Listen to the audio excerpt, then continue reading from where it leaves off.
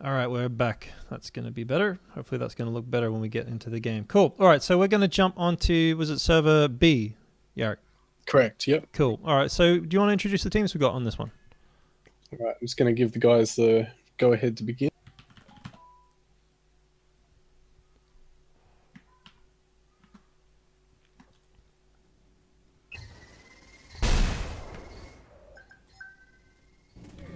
Hello?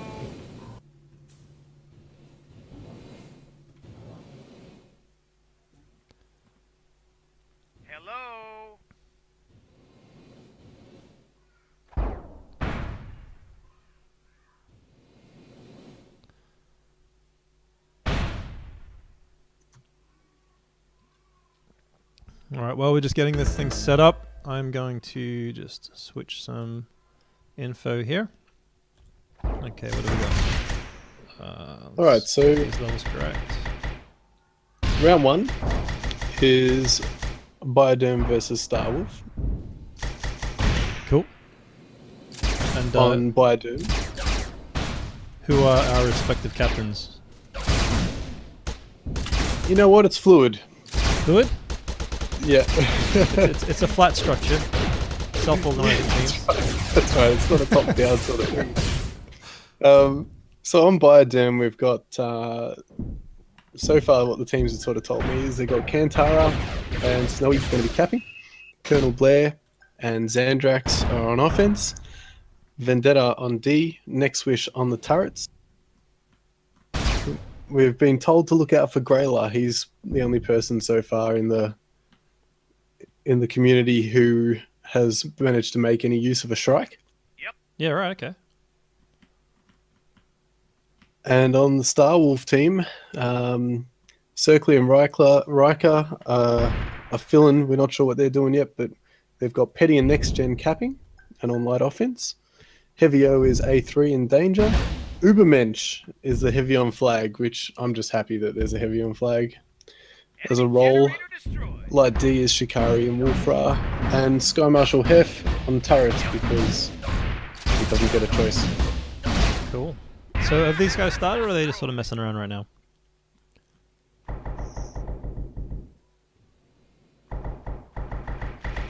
I'm guessing they're just messing around because there's not a whole lot going on.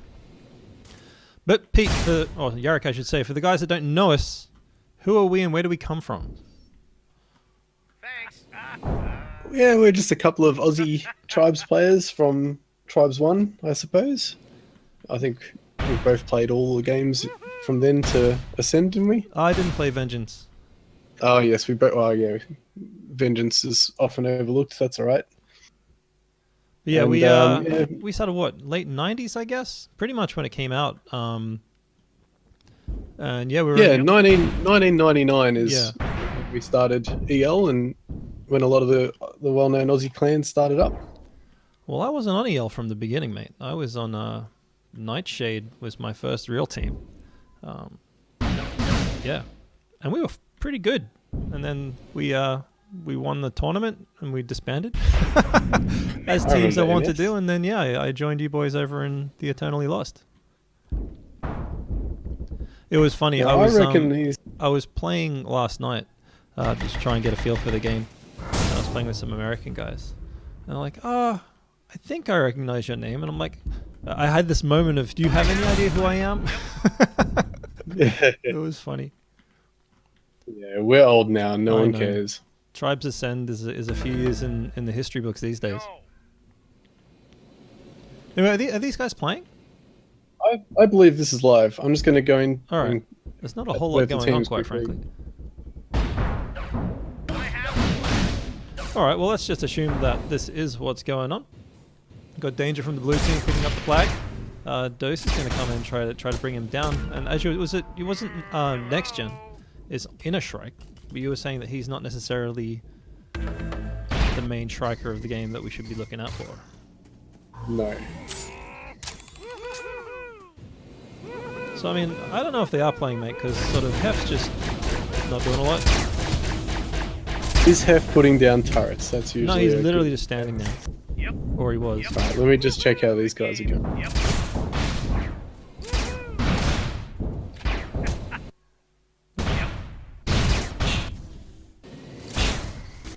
Yeah, like Hef just got team killed. Oh, there we go. Okay, cool.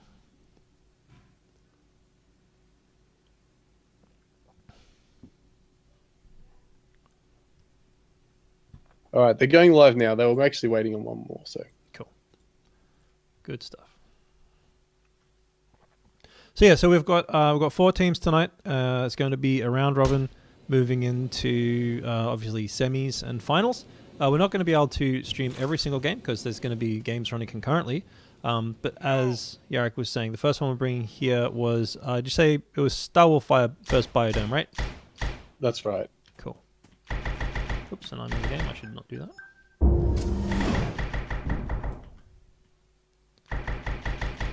All right. I think we're on. So I'm going to focus over at the blue base, see how these guys are setting up. I'll be curious to see what Hef does with those turrets because, well, it's my calling of the game, and that's what I used to enjoy doing back in, well, all of the iterations of the thing, really, except for TA. TA turrets were, well, speculative at best.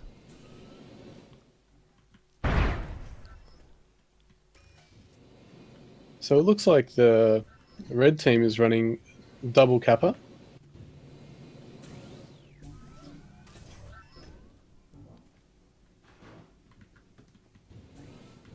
Just get used to the spectator controls. Next Gen and Petty coming in. There's a lot of defense on this map. There's base turrets as well as the turret monkeys. And Randy's already up on a strike and he's just mid-ed. He's just taking Petty out with the flag. Blue flag's in the field. Didn't see who picked it up. Wolfraz just put it back on the stand. Now have a look at Randy up on the strike above the blue base. It's a bit nauseating, but he's pretty accurate with that strike. He's just got a couple of mid-airs above the red base. Oh, come on, mate. Turn it up. There we go. Randy, let's see if I can get into the strike with him. So he's taking out the turrets at range. Yeah, we've got Ubermensch cleaning up the gens as well. Come on. There's got to be a quick way to switch through these things, but we'll get there. Alright, cool. So we'll watch what he gets up to here.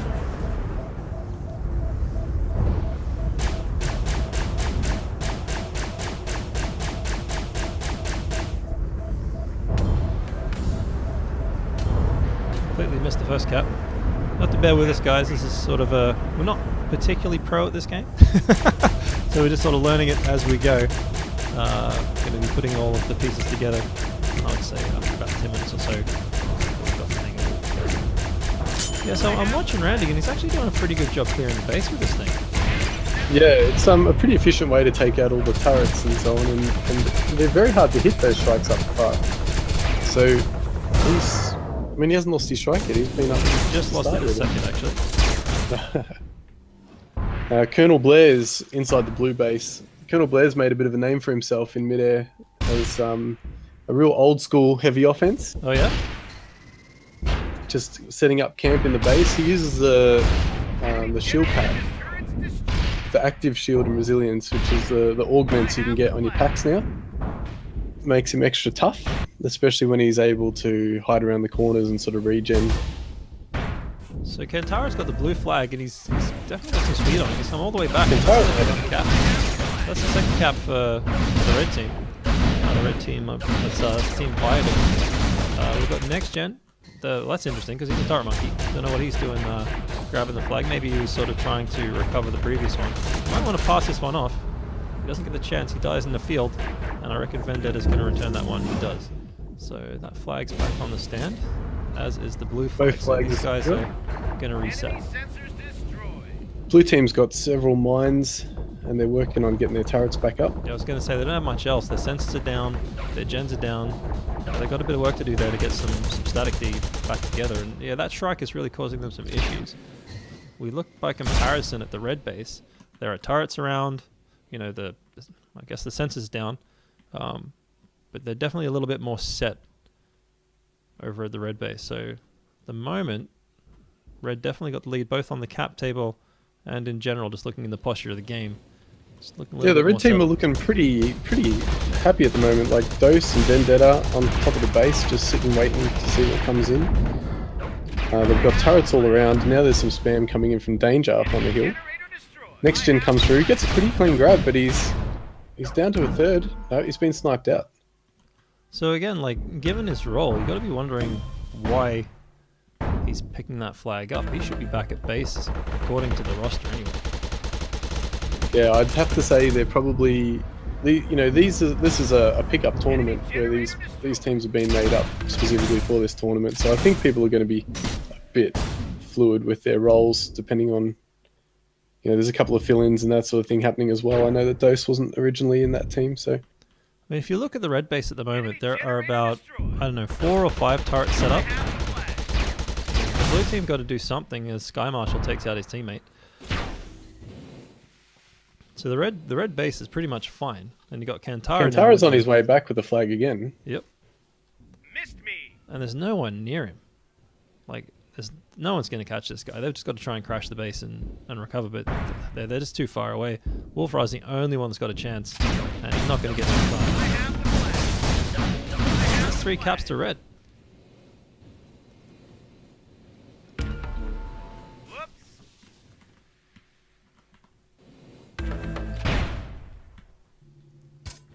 Blue flag is in the field, although Petty just puts it back on the stand.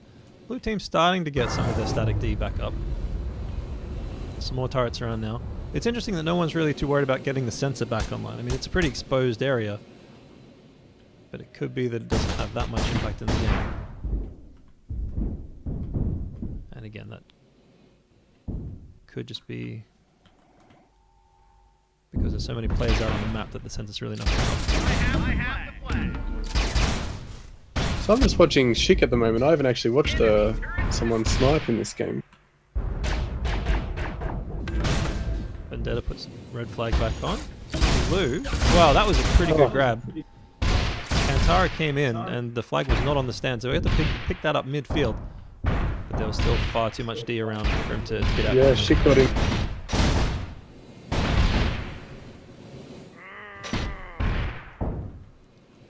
Well, I think Schick got him with a nice body block there. Got Randy back up on the strike again. I'm going to follow Petty because he's on a run. Let's see what it looks like. Yep. So Petty's got next gen behind him as well. So they're going for a double cap again. Petty might fake and just go for the clear. Which, to be honest, he's going to need to do because the red base is well and truly set up. Yeah, Petty's gone in to clear a bit. Let's see if next gen comes through. Does Next gen comes in from the top and he's been body blocked by Nexty, Dose, Vendetta, Low, Disc Raider? I don't even know who that is.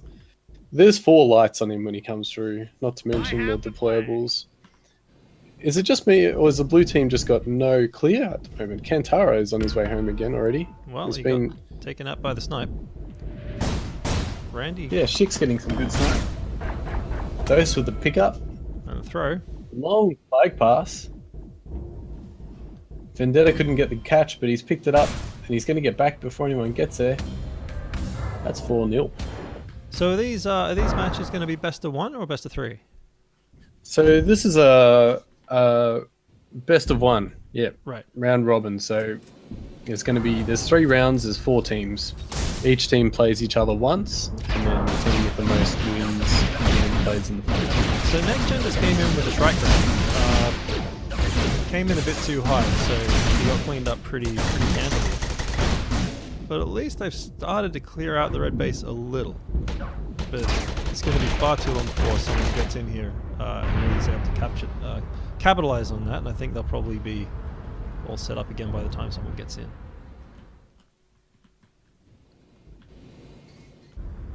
So blue flag on the stand, red flag in the field. There's a half-health strike in the field as well.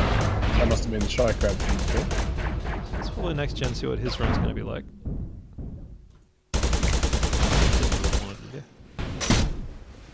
So what I want to see is, are the offense coordinating? Are these guys... So next gen's coming in on the left there. The timing seems to be okay with Danger encircling now. They're harassing flag, but probably still not enough time to actually clear.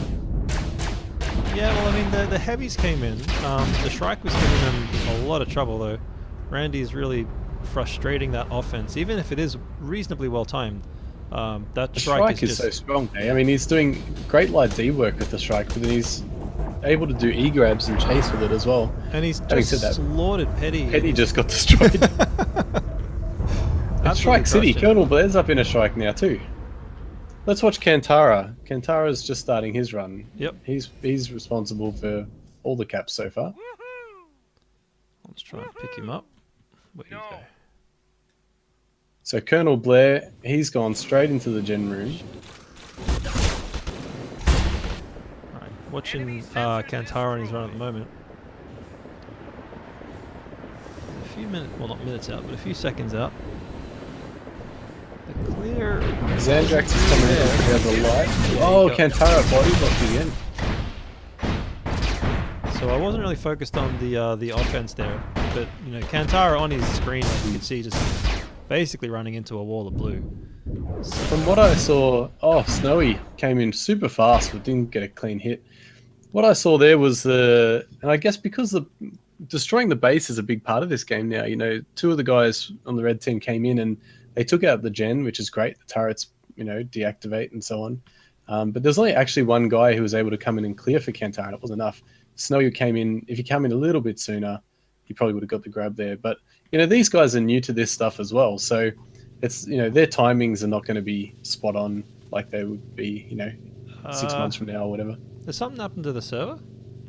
Because mine is just crashed. Yeah, I think the server just crashed. Oh shit. So we were at 4-0 then. Yeah, 4-0 with 14 minutes left. Yeah. So I assume All these right, guys I'll will jump restart. into the teams and see what's going on here. All right, well you do that. I'll jump onto the other game just to see what's going on there while we wait.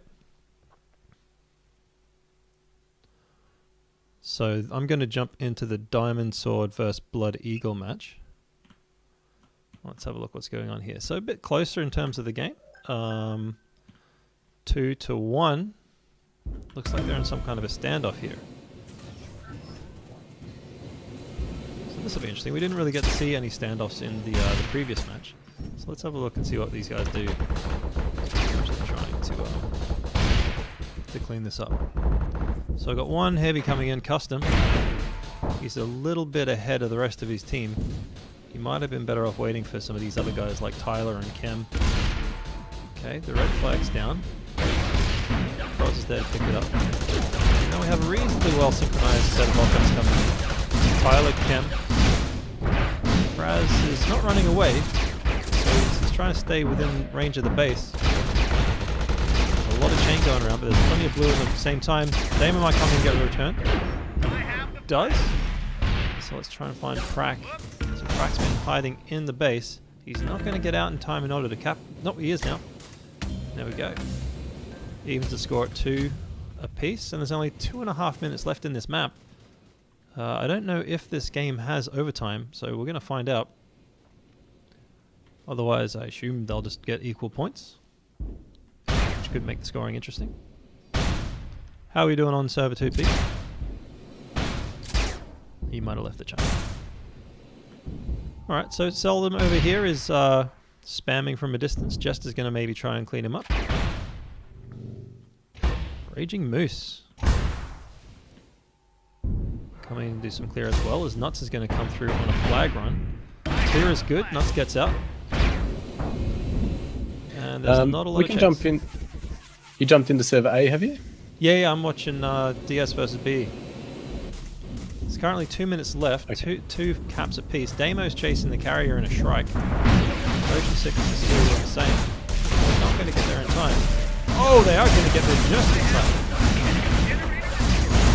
And I don't know where the flag went, but flag's been taken to the base. Probably going to get the return. Red flag's on stand. And blue flag's on stand as well. So quick crash there right at the end. Tyler has just got a great grab on the blue flag. He's not quite out though. Yeah, so I mean, this game is definitely a lot tighter than the last one, and I know both defenses seem a bit more synchronized. So both of these campuses they've come out have been Oh, under great a lot pass of to pressure. custom.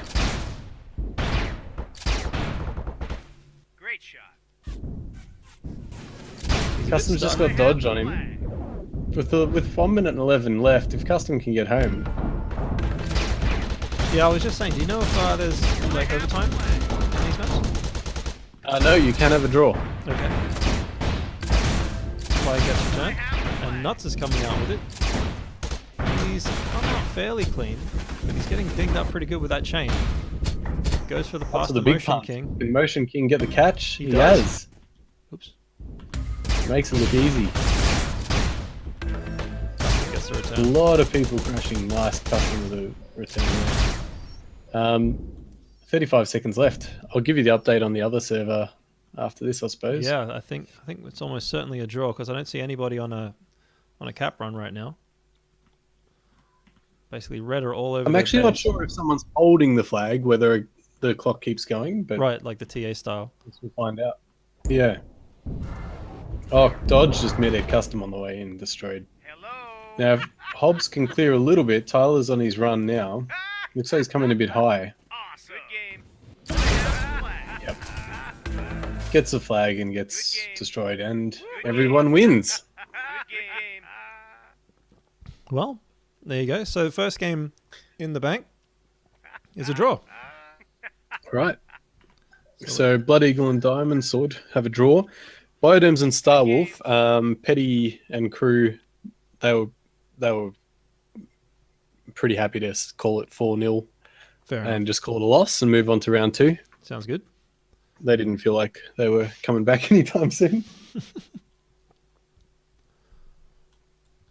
But it was interesting, even from only the few minutes that I saw of that second game, there just seemed to be a lot more, I don't know, synchronization, for lack of a better word. Now, it could be something to do with the map as well, so I'm not going to rule that out. They were both playing the same map. Oh, and the kids are starting to chase. I have the flag. All right, so we'll stick with this server, I think. All right. What's going to happen is Hobbs going to restart the other server. Obviously, he was in the middle of that game, so he wasn't able to.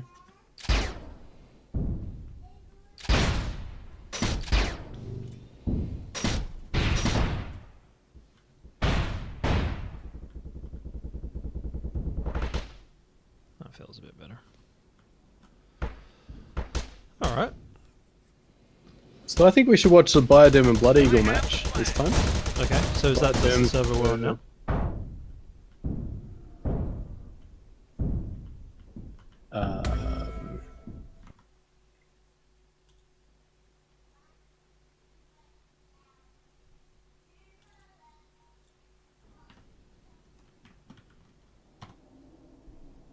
Yeah, server A. Yep.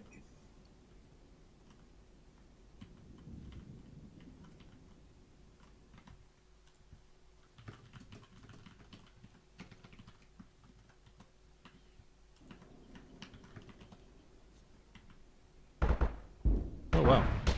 I have the flag. So Bug Spray's just giving me a hot tip on the camera mode. Yep. Smooths it out a bit. Go on, Yarrick, show us what you got.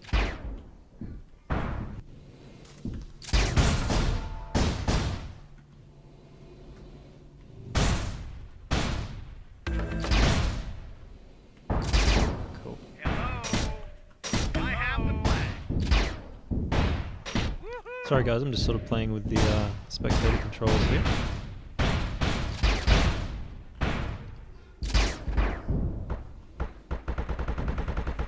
Just waiting for the rest of the team to get on board.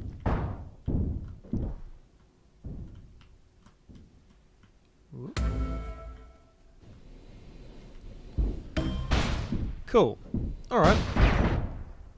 So yeah, thanks for watching, everybody. This is the Oceanic Bittah 9s tournament. We're going to be starting off with a round robin. We've just got through the first round.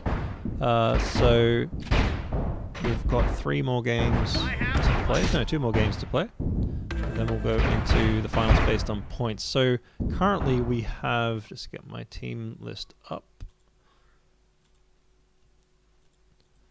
we currently have Bittah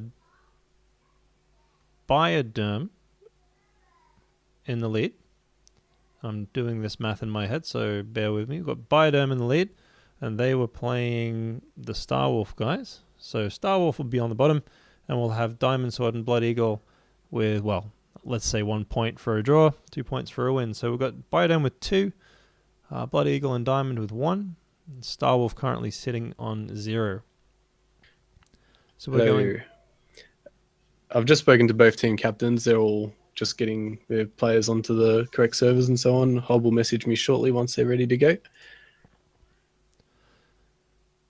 So in terms of that last game, in the first game before it got kicked out, the Shrikes had a huge impact. And both on offense and defense, hey? Exactly. And in the second one, there was a lot more sort of light coordination. So the chasing was really good in the second game for the few minutes that we saw it. Every flag grab that I saw definitely had 2 or 3 guys chasing it down.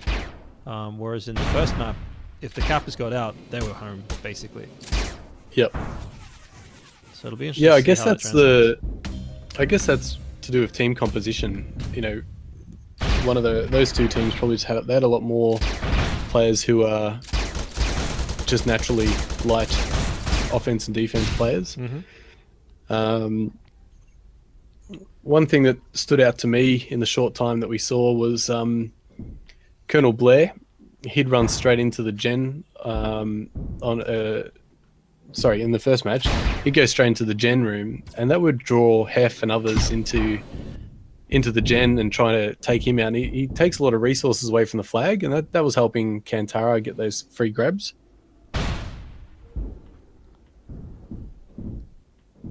So it's good to see that gen play is back in a big way, because it definitely wasn't, around TA.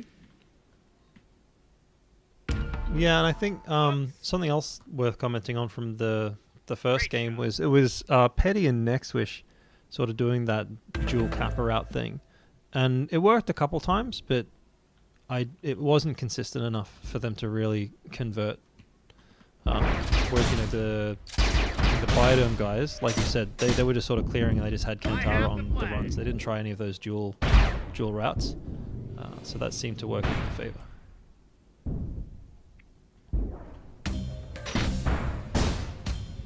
Now, I'm assuming that... So our server's good to go. I'm just assuming that the other two teams have worked it out. But looking at the scoreboard, I think they've got it pretty sorted. Cool. So I think the teams are just evening out. I think we've got everybody on the server now. So we could be seeing a start very soon.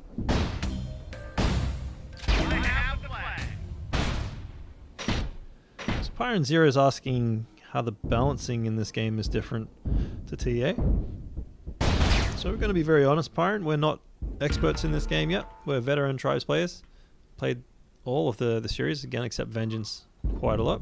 So we'll be probably drawing some parallels and comparisons to the previous games, but we're not going to be able to tell you the detailed nitty-gritty on all of the different nuances and mechanics of Midair. We're just going to be watching and enjoying, and we hope you are enjoying watching too.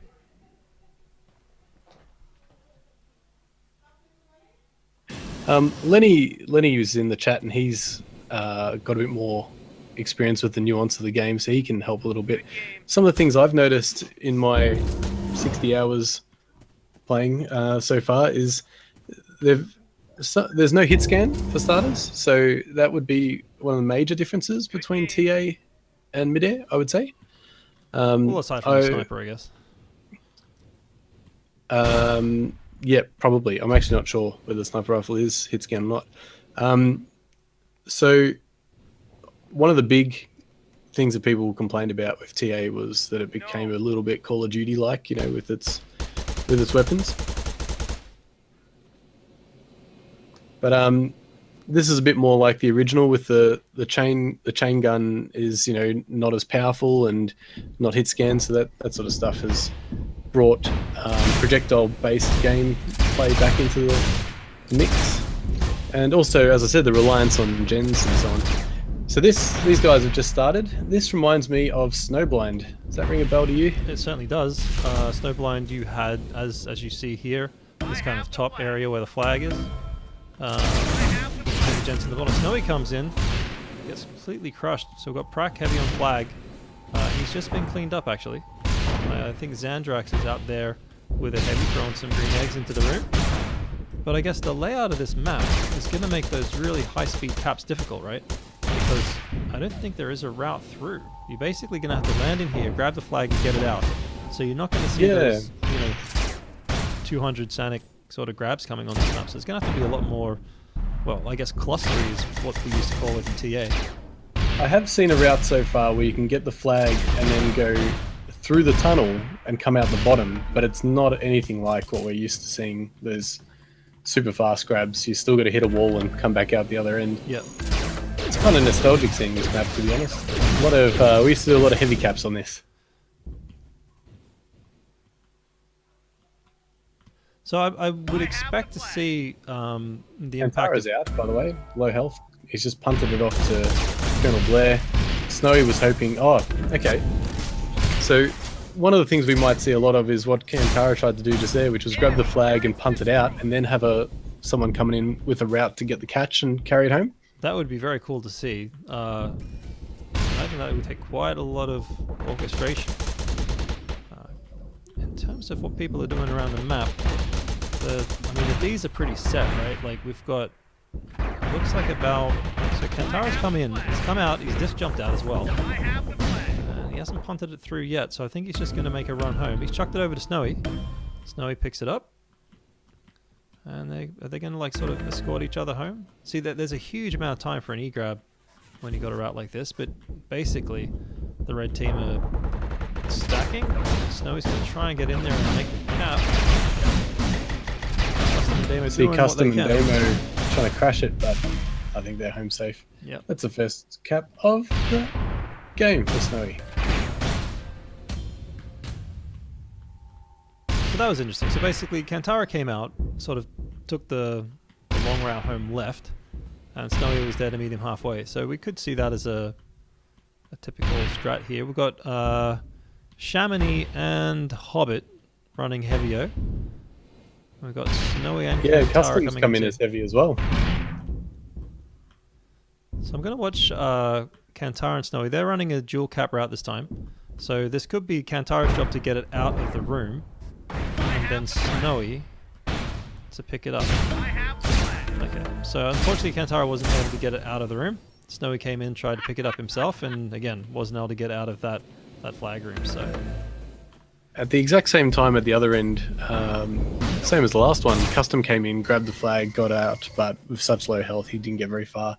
And unlike the red team, he hasn't had any support. There's been no one to pick it up once the flag gets spilled out. confirmation from Bug Spray that the sniper is not hit scan. There you go. Thanks. And I think that's great. I think the low-scoring nature so far of these maps has shown that the complexity is there in Midair. You know, teams really are going to need to work on strats and work together. Yep. Chemdog got the flag. He's managed to punt it as he's gone, as he's been shot out, and he's Getting trapped Flag in was space returned. itself. It might be we good. haven't seen it. So I was just going to say, in terms of the spectating, having some kind of no clip would be helpful, particularly in a map like this, where you can, just like the players are, get stuck in that flag group.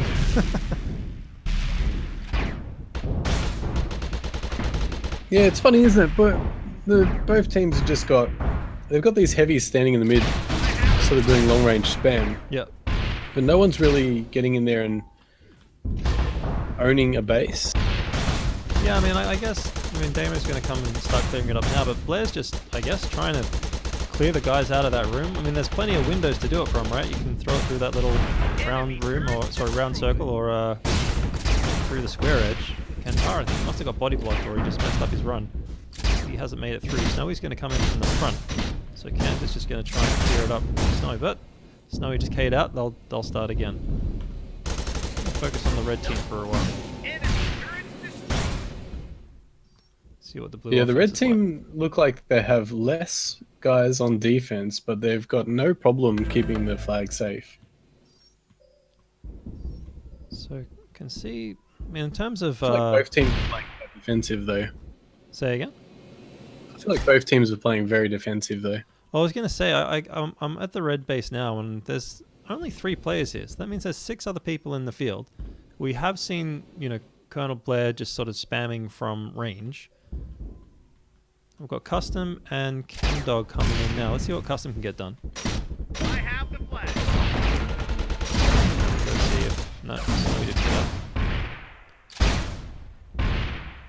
Yeah, I mean, I haven't seen in the minute or so that I've been here a blue player get near the red base. Oh, Chemdog's in and out, and he's got 80% health. 1 snipe and a little bit of chain, but he's halfway home. He can get a big punt now. He can punt that flag home. He's got the punt. He's being shot out. But Snowy, good chase. The caster's curse got me there. I feel like, yeah, that's right, Caster's curse. I feel like Damo could have turned around and got that. He's a bit tunnel vision on his defense, but he's just doing his job. Kantara now clearing for himself with a long-range disc spam. He's coming in for a grab now, but they have the heavy on flag. It is well stacked in that I flag room. have the flag. Yep. The mine got him.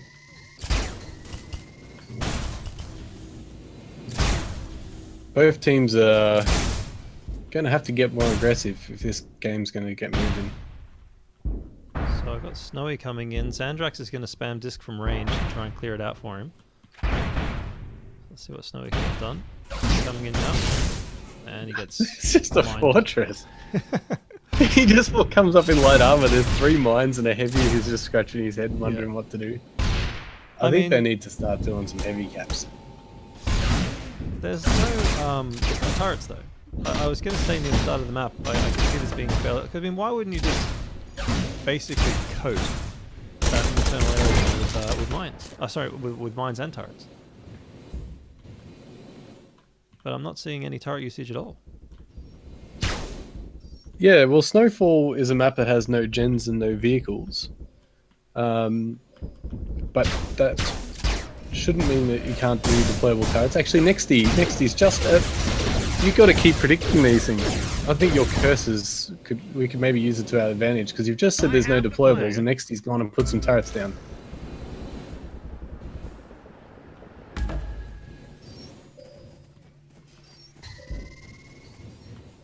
So yeah, I'm really not seeing any compelling offensive pushes from either team. It's all very sporadic. Got Chemdog and Have a look at the Jester blue coming in. base. Have a look at the blue base now, if you can. There's been some really good clear by the red team, and Snowy's actually coming through. Half a chance here. I have the flag. Nope. He died. Yeah. It's just so, I mean, Blair's there trying to clear that room, and the amount of drop packs in there is showing that, you know, there's a lot of death and destruction happening in that base, but it's just too hard to get the damn thing out. That said, Custom's coming through. Let's see if he gets home. Oh, the red flag's just been punted into the blue base. Skewer's picked it up, and he's leaving the scores. Here's that heavy cap you're looking for, but Blair doesn't make it out. Snowy might. Just if you get stuck in that base. Ooh. Yeah. Damage in the face. I've noticed a couple of guys now, they've turned to medium. They're trying to do some medium caps. Well, I think they're just clearing and then grabbing it out of I have the opportunity. flag. I think they were just sort of chasing Custom, and they're like, well, Having said that, the blue flag's out. Oh, LVP. Oh, Kantara, the great pickup. he had who was Damo with a return. Yeah, I feel like Zandrax- that's got to be... So Zandrax has sort of come in, looked at the base, saw Prak in there heavy on flag, gone, nah, okay, I'll walk out. Jumped on top of the base and got disked. Colonel Blair's been pretty annoying with that long range spam, but at the end of the day, it's not actually getting the job done, is it? Well, yeah, I mean, I guess he's probably trying to spam out so Ken doesn't cap, I have the flag. but Ken did cap. So, okay, so Blair's cleaned out the room. Kantara's coming. Kantara. There you go. Ah, Now that's he's out. interesting. So I just Should have noticed bounced off the. So I'll watch him go through, but I think I just noticed the way that these cappers are working.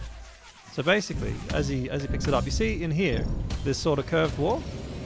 The cappers are sliding across that. So if they come in at the right angle, they can basically slingshot around that wall and just scooch out. Oh, you're right. So I guess we just haven't seen too many people get their timing right, but that's exactly what Kantara just did in the previous run. So he came flying through here, hits this wall, slingshots around, grabs the flag, and runs out. So that's kind of cool. Yeah, that's definitely that's a good tweak to the original layout. Hope they don't mind me referring it to as such. There's a lot of spam going on. Motion sickness and crack are under heavy fire. Yeah, In the blue Xandra's trying flag to come room. in. Snowy tries to come in. Kantara's so Snowy's out, but he's got no health. He's got the flag out of the base, and maybe Kantara. This could set Kantara up pretty well, actually. The flag's been returned. Yeah, let's see if he can hit. Oh, he's messed up his run. Yep. Crack's back in time. So I think the window, literally, to flying through the base is quite tight, and if you don't get it just right, you're a bit stuffed. But I mean, The red flag is spilled out onto the balcony, and Custom with a cheeky little grab. He's got further home than I expected. A lot of chain fire on him. He's punted it out halfway, but there's no one there. He's probably going to pick it back up himself. Now he's been killed and Randy picks it up. I have the flag. Snowy's out, half health, Custom. and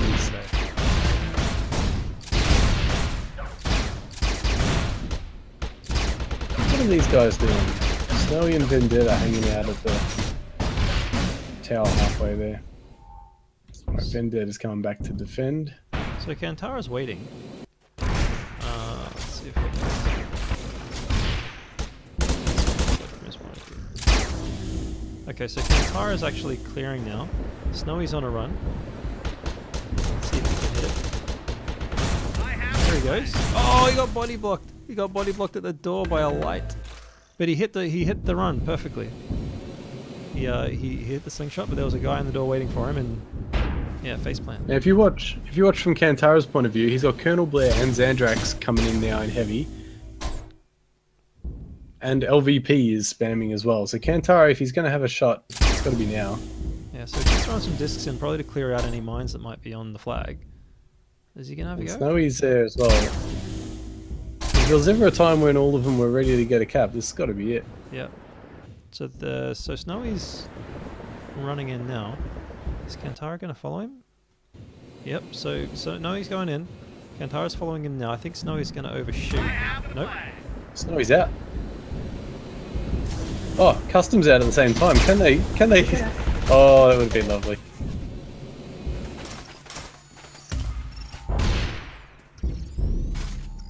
So both guys have got home. That Custom dropped it, Prack. The blue flag's been returned, and Prack caps it. Somehow, the blue team is now ahead. Yeah, Custom's doing good work. That's for sure. Yeah, it's not unlike Custom to take the game into his own hands. Let's see if these guys try to reset what they're doing. Again, not seeing too much on the deployable side. Prack has been doing a pretty good job as that heavy. He's just always there, basically. As much as Blair and that are trying to clear him out, he just gets reset real quick.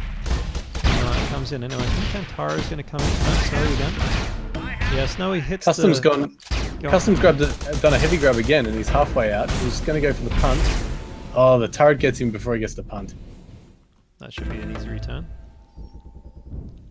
So, I mean, was that basically a llama off the flag, or was he on a run? No, that's he's kind of if you watch him next run, he hasn't started yet. He's kind of doing a heavy route where he's got the option to clear or grab. He's doing a heavy version of that same route where he's coming in and bouncing off that wall. So Shaman, he's picked it up. He's in a heavy, and that was off Jester's llama grab in a heavy. So I mean, this is a strat. Yeah. He's halfway home. He's gotten to the side base, gotten cleaned up. Oh, nice return. Randy picks it up.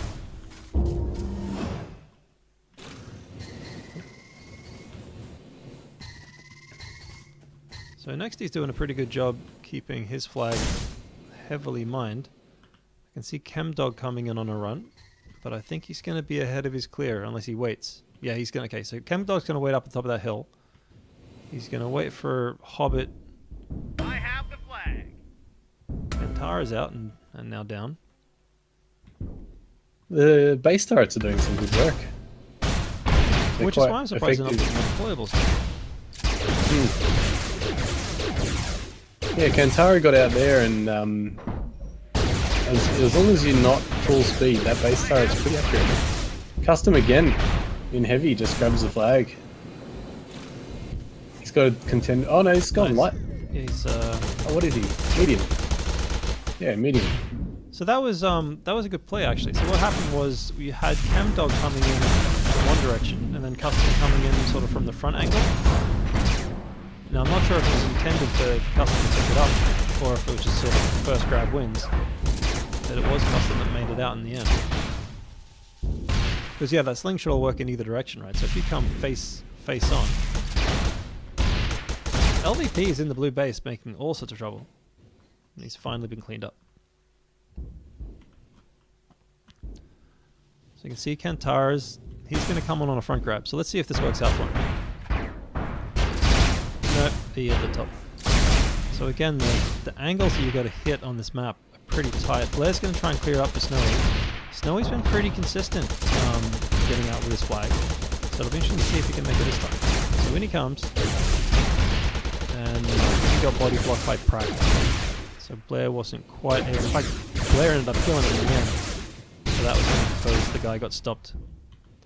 And so they're going to reset again. The red flag is temporarily clear. Custom's coming in heavy, and the red flag has been cleared fairly well. Custom comes through with the flag now, and he's off. Oh, geez, he got destroyed on the way out there. Yeah, he tried to disc jump his way out, and I think it just caused him more damage than speed. Yeah, there's also the deployable turret now and the base turret, so the heavy cap was working all right, but when there's deployables, and if you have a look out the front of the red base now, they've got three turrets next he's put out that are pretty much just there to kill Custom. Yeah, I mean, it's obviously going to cover that front angle run in, or obviously the run out. I think it's going to be more effective. Oh, I guess it doesn't really matter, because like if you're coming on the run in, you're probably going to be too fast. Coming on the run out, I think you're going to be too fast. And he's got a little bit of support coming there. He's got Randy and LVP and Xandrax. They're just llamaing this home. Randy's picked up a little bit of speed now. He's over the hill. Snowy just suicided. Not quite sure why. Ooh! Custom with a lucky It's flag on flag. Flag on flag violence. Vendetta gets a pick up, returns the flag, dies on the flag. Custom with the pick up and the cap. No, I don't think that was that wasn't a cap. That was a return mate. Oh, Custom's just returned it. So he's recovered his own flag, picked up the red, and then just died on the flag. Got all excited there. Jester's out. Can we get a pass to Damo? Oh, that would have been awesome. Guy coming in on. Do you remember back in the early days, we used to actually play this map with, was it 12? V12? Oh gosh, you're taking me back. I don't remember. I have the flag. It was at least 10. Yeah, I think it was 12. In the pubs, it might have been 12. Oh, I think in the pubs there were 32 on the server, wasn't it? So Hobbit's out with the heavy. Ooh, yeah, so go. Again. I don't know if Lenny can help us out here, but if you take the... This map has no gens, so... But on the maps that do have gens, if you take the gen down, do the deployable turrets still work? That I don't know. So in T1 they did. Or did they? Shit, I can't remember. It's been so bloody long. Snowy's coming in on a run. I assume that the turrets are self-powered. Okay, so Snowy came in on a good run, but the clear wasn't there for him. So he just got cleaned up by the Okay, so in the maps with the gen, if you take the gen down, the deployable turrets don't work.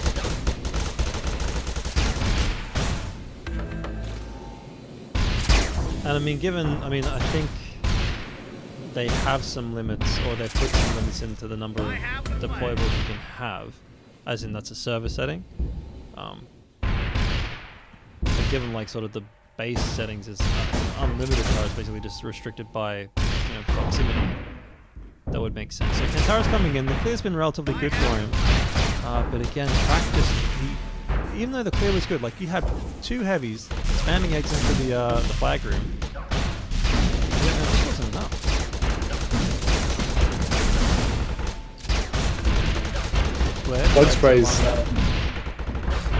Bug Spray's just clipped a great piece of action, which I miscalled. Thanks, mate. It was good action. Just pretend flags were the other way around. I have the flag. So 2 minutes to go. Xandrax is out with the flag, actually. Oh, once again, so much firepower. Once they get halfway, they're alright, but there's just so many turrets and so much chain hitting them at the moment. 2.5 minutes left. Blue currently in the lead. So just trying to remind myself which team that actually is.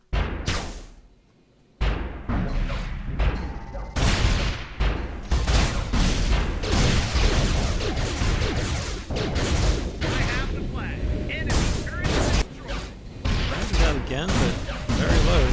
Yeah, this is underneath it. Xandrax actually timed his run quite well there to pick that up, but he just couldn't get the angle.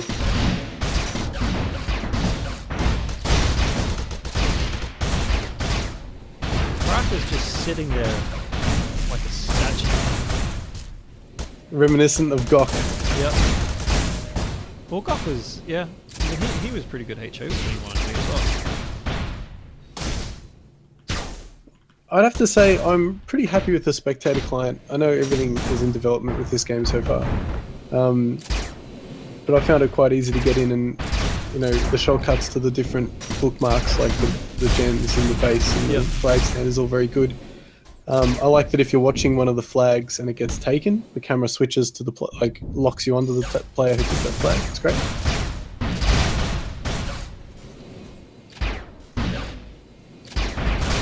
Blair's coming in. He's switched out of his heavy now. I think Red's getting a little bit desperate. They know there's only a couple minutes left, and they've got to make something happen. So the problem with that is the amount of D around the blue base now is pretty heavy. Kantara's going to come in for... Nope. I thought he was coming in for a front grab. But yeah, you can just see all the Reds streaming. They just basically go for a boys. But what that means is there's very little coordination, and they're all just going to get picked off one by one as they come in.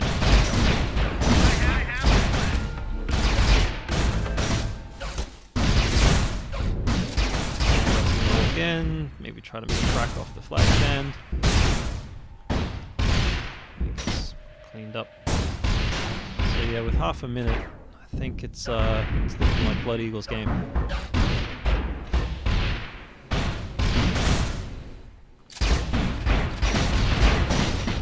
Yeah, Blood Eagle are throwing bodies on their flag stand right now. Tara's again, he doesn't quite make it out. Didn't hit that slingshot the way he wanted. And that'll be Damo's out.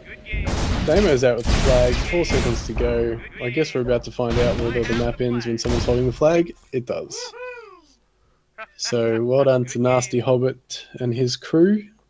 So that should put BE in the lead with 3 points after their draw in the last game. So I guess it depends on what the state of play is. over on the other server. Let's see if that game's finished yet.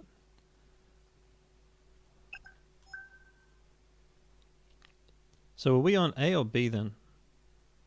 We're on A.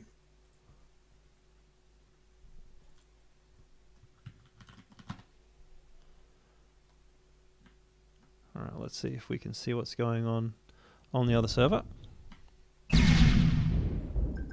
So there are a few minutes left. 2 minutes left on that server. It's 5-0 to the blue team, and the blue team is Zuby, which is going to be... This team's better. Yeah, so that is Diamond Sword. So they were on a draw as well. So if Diamond Sword come out, so if blue win this one, we'll have a tie in first place between Diamond Sword and Bloody Eagle. Which makes sense to me. Like, watching those two play on the last map, they were both looking pretty strong and coordinated, so it doesn't surprise me that they've come out on top of these two maps. Petty comes in, hits that slingshot, punts it forward, or at least chucks it forward. Danger is going to pick it. In fact, Petty nearly picks up his own flag. Danger's going to come up. This should be a cap. This should be a cap for the red team. A little bit more difficult. Punts it forward. Okay, well, Nuts can pick it up. Wolfra gets the return and the cap. That makes it 5-4. They've got 1 more minute. See if the red team can get one last grab. They'd kind of need to crash it, just like the red team were doing in the previous game, but they're too far away. I do not see them getting in and out in 40 seconds, but they're going to give it a shot. They're charging in. Wolfra, Schick, Danger, Petty. Next gen, pretty much everybody, but they're coming into a wall of blue. Let's see if any of them get out of it. It's A3, he's got the closest. Next gen's trying, but yeah, the blue team all switch to lights. They're going to clean up anyone. Petty with the last attempt. To the base at least, but not onto the flag stand. Motion King doing a good job, heavy on flag. And that's going to be game. So that will mean that Diamond Sword will take that match. And we have, well, again, I'm not sure how the point system's working, but we've definitely got 2 wins and a draw. Sorry, 1 win and a draw for Diamond Sword and Sword and Blood draw. Unfortunately, Star Wolf on 0 and Biodome stay on 1 draw. Sorry, 1 win. Good game. Go on, mate. So, yeah, so Blood Eagle have got, just as a refresher, Blood Eagle is custom Damo, Hob, Jester, etc. They've got 1 win and 1 draw. Yep. Diamond Sword with Ambient, Zui, Moose, Mikhail, those guys have got 1 win and 1 draw. Bioderms, Kantara, Colonel Blair, Snowy, etc. They've got a win and a loss. And unfortunately, Star Wolf with Petty, Next Gen, Sky Marshal Hef, A3, those guys are on no wins and 2 losses. So, yeah, that puts Star Wolf into an awkward spot. So how is the playoff bracket going to work? Okay, so Lenny in the chat will be able to inform everyone of how the final is decided. We've got one more. We've got 1 more round of the round robin to go. So the next map's going to be Ignitus, which is the nighttime map with gens and vehicles. And Star Wolf are going to be playing Blood Eagle. And Diamond Sword are going to be playing Bioderms. So it's kind of the bottom team and the top team are going to be playing, and then the 2 middle teams are going to be playing. Yep.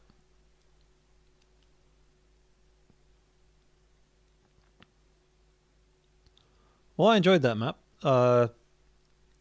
It was definitely pretty hard for the offense to make anything happen, but if you sort of had to have this perfect storm, right? You had to have your clear, getting that heavy off the flag, or at least cleaning up that flag stand central area. And then you had to have the cappers coming in on those, what I'm calling slingshot routes, which looked really hard to hit. You know, the amount of time someone came in and just was slightly off angle was pretty frequent. So yeah, but I guess with practice, people will get way more fluid with that. And to be honest, that could turn into quite a quick map, because when the cappers come through, if they're on target, they're home pretty quick. So if you can just get your timing right, I think that's actually, as strange as it sounds, I think that's actually going to be quite a difficult map to defend.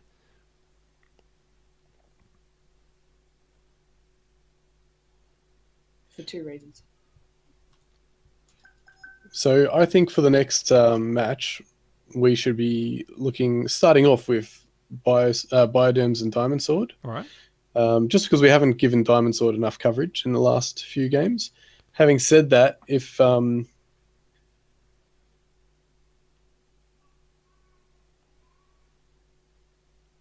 So do you know if that's going to be A or B?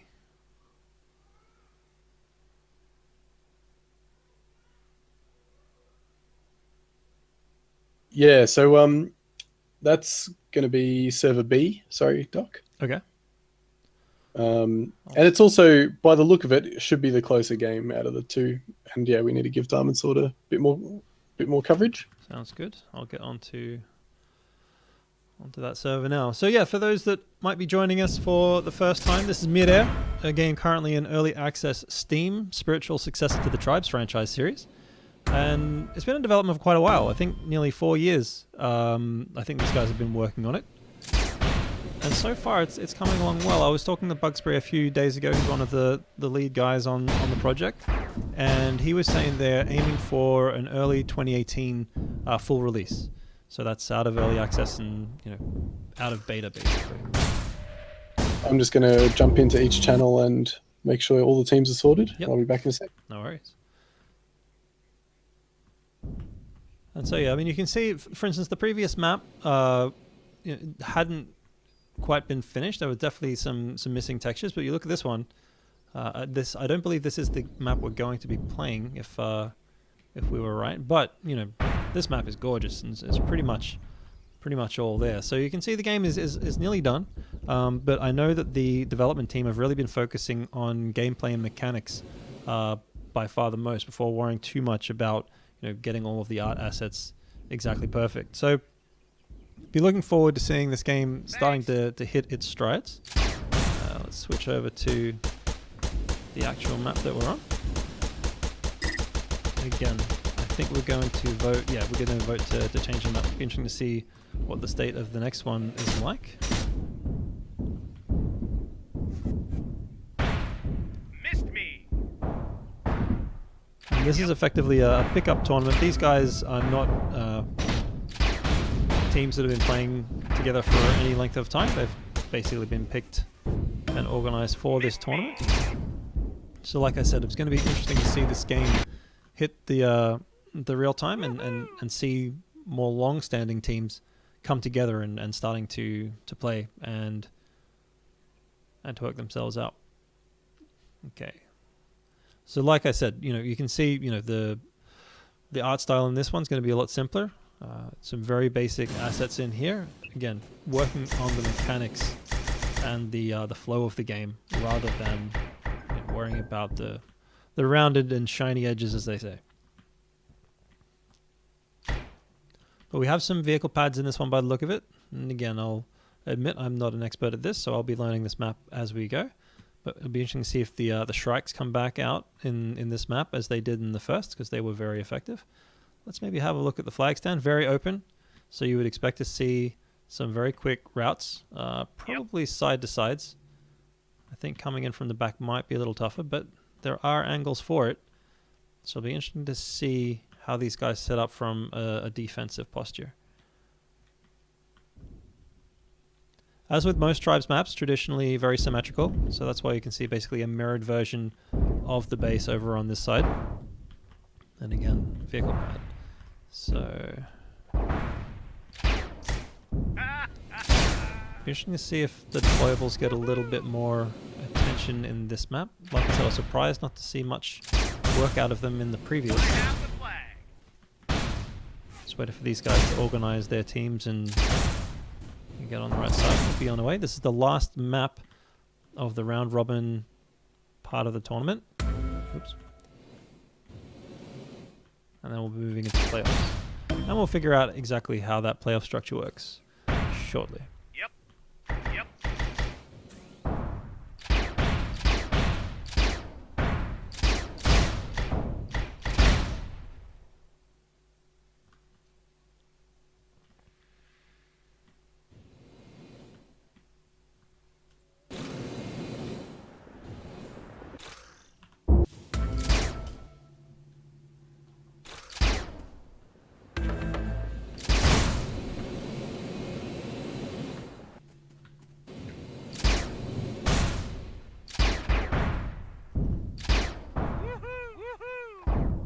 Be quiet. Yep.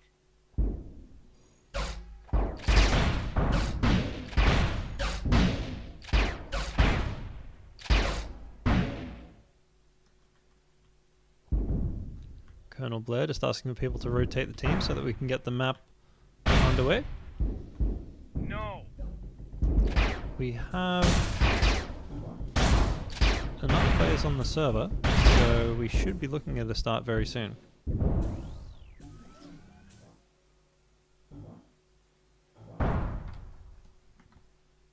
All right, the team's sorted now. Someone came in and told them they were both on red. Yeah, there's a bit of debate at the moment who's going where. I think they're just figuring it out now. Some idiot went into the channels and told them they were all red.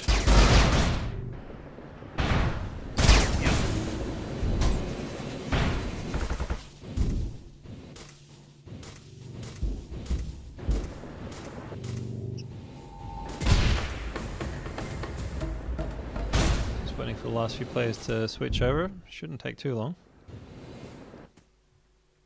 Some friendly banter happening in the chat. I have the flag. Woohoo!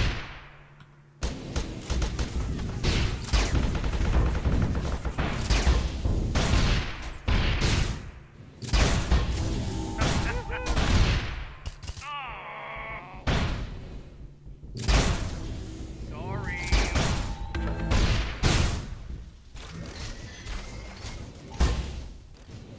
It should be a good game, this. Ambient and Zooey. Raging Moose. Croz, Bash, Tonks. I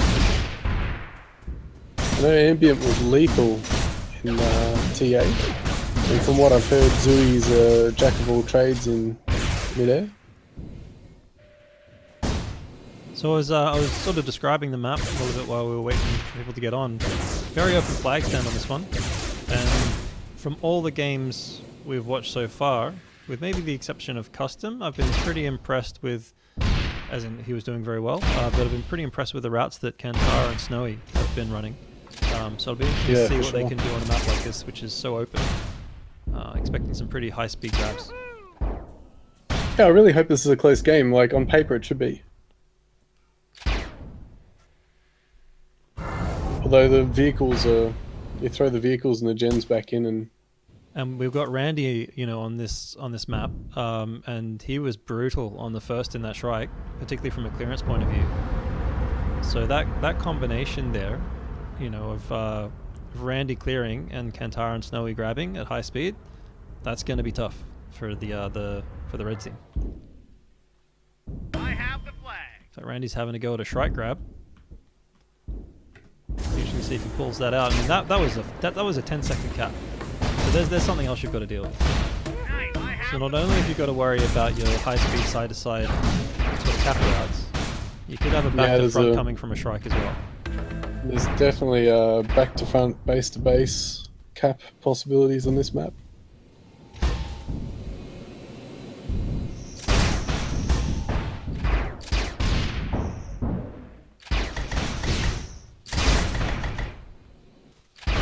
So we're nearly there, just waiting on... In fact, we have one extra person on the server? What's going on?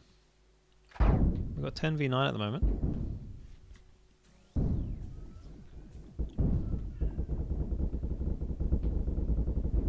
What were you saying about Zuby?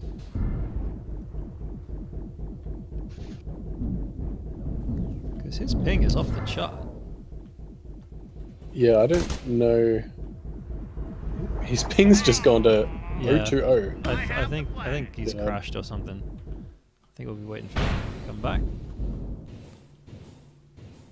Missed me. Woohoo! I have the flag. Something I'd like to see as Oh!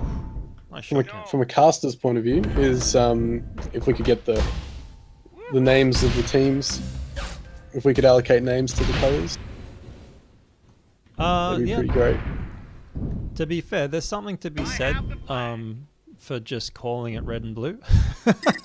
I can't tell you how many times, when casting, even when I know the teams well, I've been getting it back to front.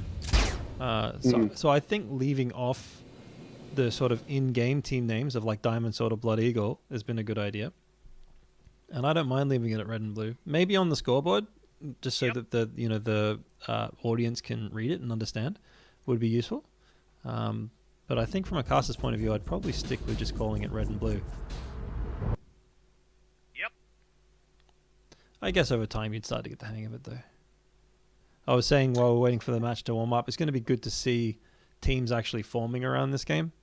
Interesting to see what the scene sort of looks like. It'll also be interesting to see the, I guess, demographics of which regions really get into it. Obviously, Oceania has got quite a strong and close-knit community. Awesome. And I'm not sure what obviously it's quite big in the States as well. Anytime. Clearly being developed there.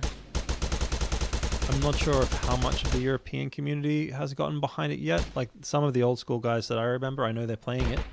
But I'm not sure, what the penetration's like in Europe. Yeah, it's some of the guys I speak to in Europe. They've been sort of picking it up and putting it down and just keeping tabs on things. But it takes some organisation to get. I mean, you look tonight, we've got 45 players organised tonight, and everybody's been really keen for a couple of weeks to get it happening.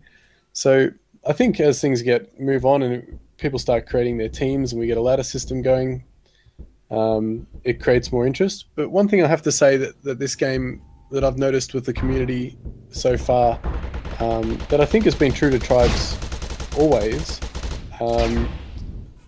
is just that the accessibility of it when you're a random person coming in to pick up games. I have the flag. Nuts has got the flag, by the way, and he's gone the back strike grab, almost base to base, one jump.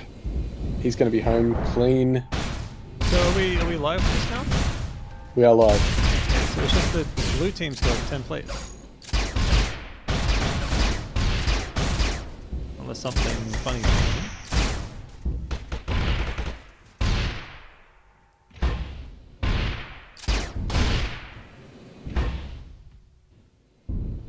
Okay, they're telling us they're live, so not sure what's going on with blue.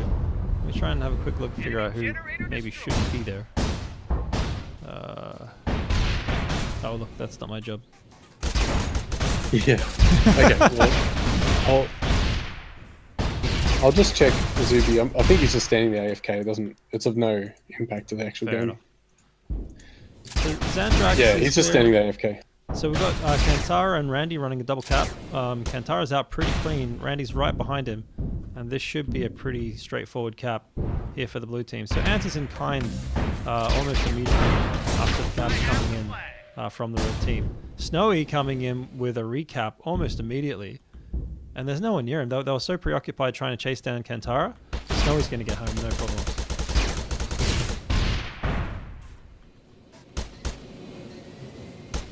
So 3 caps already. Yep. Like I said, just the openness of this map is just going to lend itself to very quick grabs. You can see Nuts coming in behind in a Shrike. Let's see what he's going to try and do with it. Like I said, I assume he's going to try and clear. No, he's got totally a pretty setting clean up for a grab just back to front. before. He's going for a back to front. Yeah, He's got watch one this. just before. Dose has got his eyes on him this time though. Vendetta. Yep. I think even Randy got a hit on him from behind there. Nice camera work on that though. Speaking of which, Randy's in the Shrike. Let's see what he gets done with it. Kantara coming through and clean. Oh, no one even touched him. Look at that. So fast as well. Yeah, the red team just doesn't know what to do about that. Nothing they can do, quite frankly. When he comes through and gets that clean with that kind of speed, that's a pretty straightforward cap. Blue team up to three caps already. Nuts is going to set up for that back to front again. He just needs someone to clear for him. That's the issue. They're all looking his way. He's got a cleaner run in this time. He's out clean, full health. Yeah, but So he's out with 3/4 health. Exactly. So now this is where it's going to get interesting. So we'll be We in a might have our standoff. first actual standoff for the series. Snowy's been taken down by Ambient. And Ambient doesn't quite get the return. Randy gets the pick up. He's gone to the top of his base with Vendetta helping him there. He's got punched off to Snowy. Zuby standing there AFK, of course. Thought he was going to receive the flag for a second. Mikhail's chained down Randy, and I think Mikhail's going to get the return. Nope, Dose picks it up. There's a scrappy fight here over this blue flag, the red flag. Props to Mikhail, like he stood in there for a while. Yeah. He's unlucky that he didn't get the return there.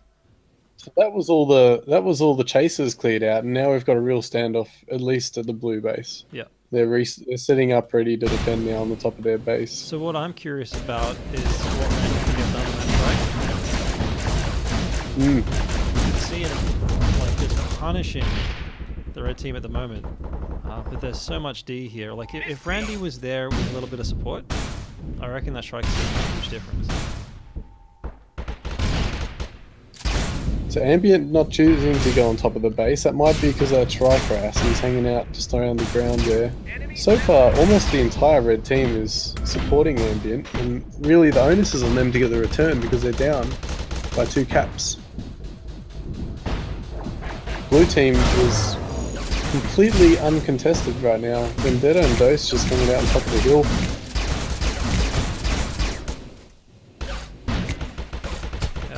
Just not catching a break, so they're just. This is the stage when you, as a team, decide. All right, everyone, group up. Let's go in together, and hopefully the guys on the offense team start to, because you can't just trickle in now when the guys on the standoff are all set up to go. You're just going to be 1v4.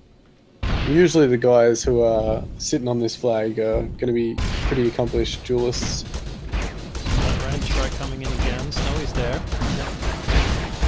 Not enough damage. These can come in as well. Okay, Zandrax comes in with a pretty good hit. They're going to get the return. Wow.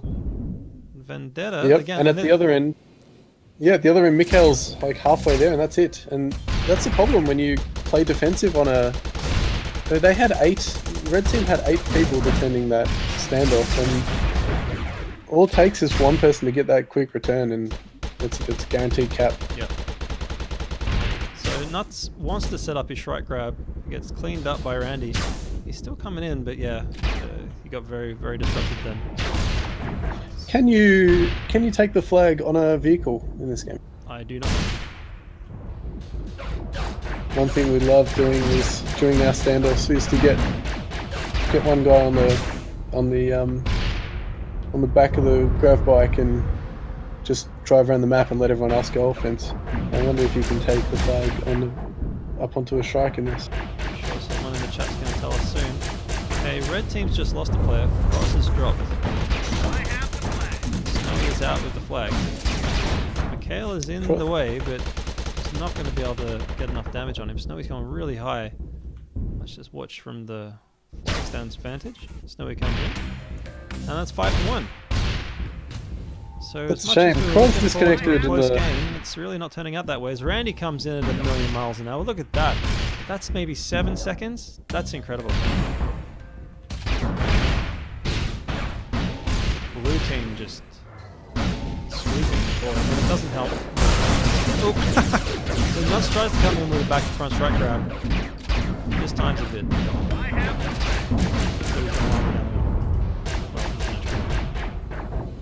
Yeah, Crow's disconnected before the map started and reconnected as well, so he must be having some issues. I don't know if it would have changed things though, to be honest. I think the blue team really were pretty well ahead. Croz has re-entered the game now.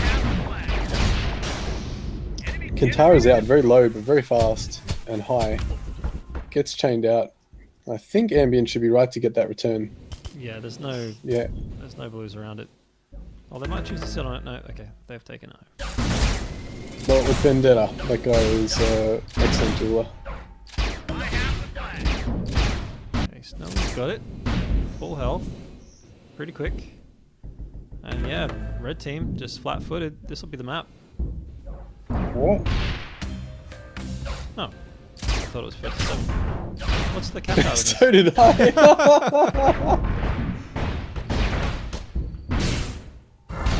Either way, I think it's going to be pretty tough for red to come back into this one. It's just a matter of time until blue just string a couple more together.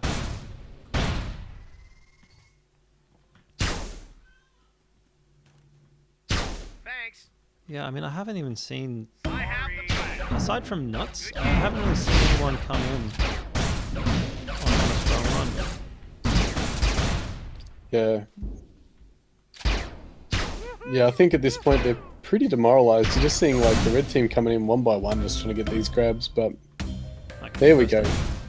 Apparently it's first aid. Good game. All right, well, Congratulations to Colonel Blair and the Biodome team. We'll jump over to the other server. yeah, that's what I'm trying to do. Were we on A or B just then? We were on B. Okay.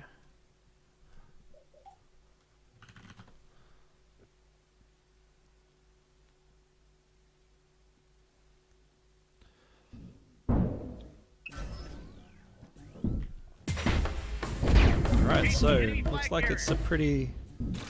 Oops, don't join the game, get spectate. Looks like it's a bit one-sided on this one as well. Not to the same extent, but you can see Custom coming in with it. Okay, 4 to 6. Okay, so a bit closer on this server.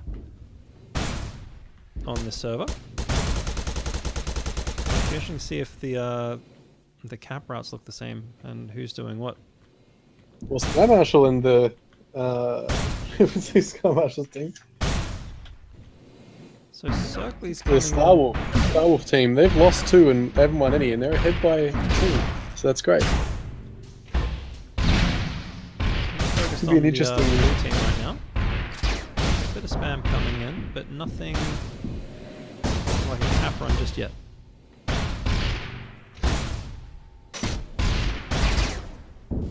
Next gen coming in. Here we go. This will be a run. Let's see if he gets cleaned up. Nope, he gets out very easily. Let's follow him out. It's going to be a race here. Customs clearing gets the E grab, but it gets returned straight away. Damo coming in very fast, gets body blocked. Next gen probably clear to return now. To cap. It does. So that's only one left for them to take the map. Danger has it. Good game. So this could be it. Oh, In fact, they've already Danger called with it. one of those very fast. They've already called GG's in Yeah. the chat. Good game. Good So 8 to 4. game. Good game. So now we need to know how the playoffs is going to work. Good game. Yeah, so I'm just give me a sec. I'm just writing this down, and I reckon we should be able to work it out pretty quick. All right.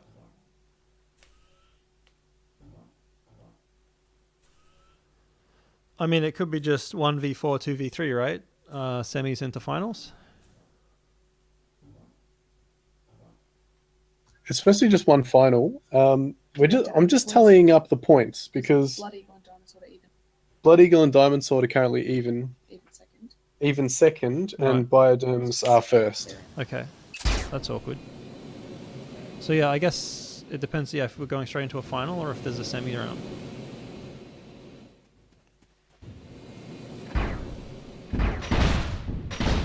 And that's always the problem with round robin, unless we're going to go on cap scores or something like that to break the tie. Yeah, I'm just adding up the caps now. And look at that.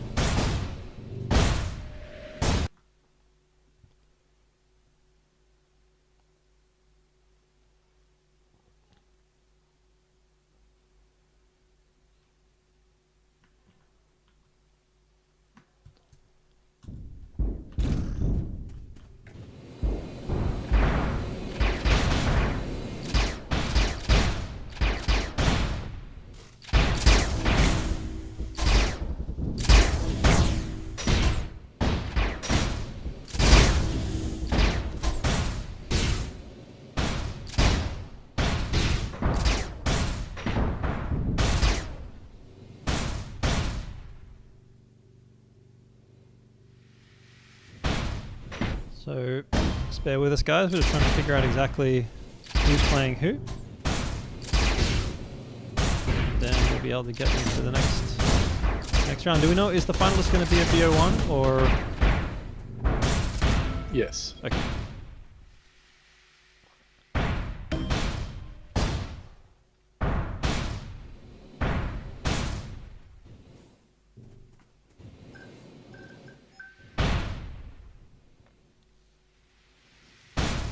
Big, if you're watching out there in the chat, feel free to throw out any questions or stuff you might want to know.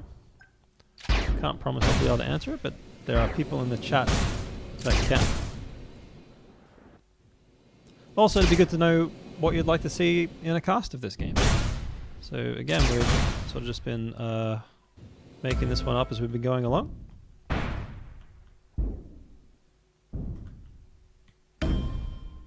What would make this more pleasurable to watch? Because we do have the devs in here with us, and they will want to know how to make this game as compelling and accessible as possible.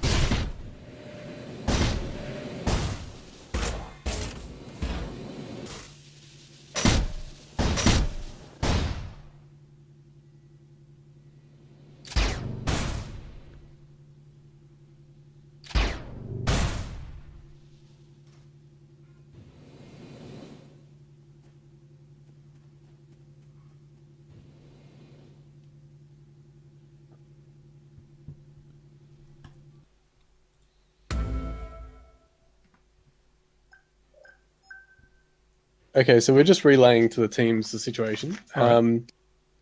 To update our viewers, Bioderms are uncontested first, with 2 wins and 1 loss.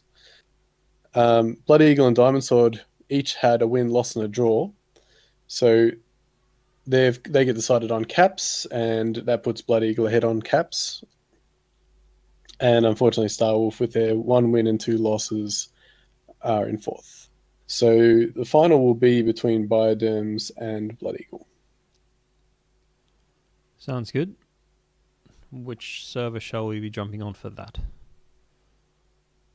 And do we know what map we're playing? Yes, so the last map will be on server A, and the map is Tolar. No gens or vehicles. Oops.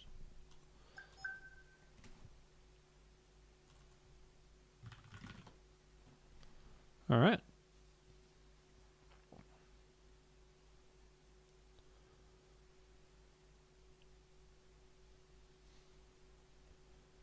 So I'm just trying to remember.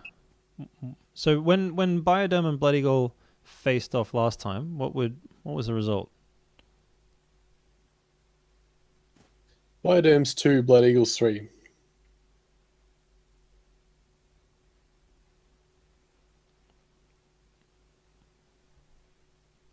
So you'd think Blood Eagle might go in there with a very slight advantage. But it's going to be very dependent on the map. So, as we saw on that last map, with a very open flag stand, you know, Snowy and Kantara just wrecked them.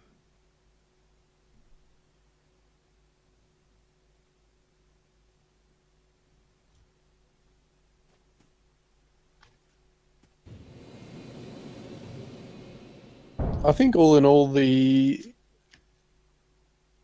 2 teams that are playing off in the final are the 2 that have stood out the most. Yeah.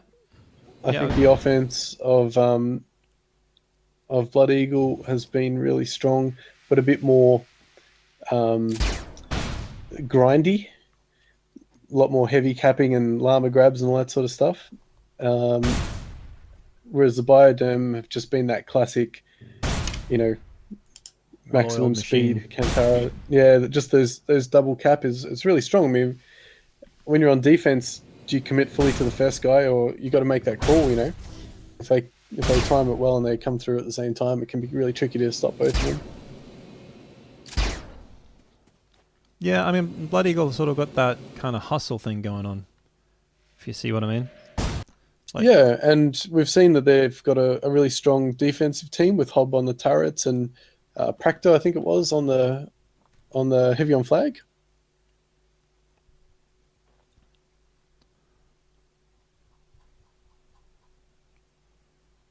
And it's good watching them go up against the Bioderm team with they got Xandrax and Colonel Blair have some really good heavy O.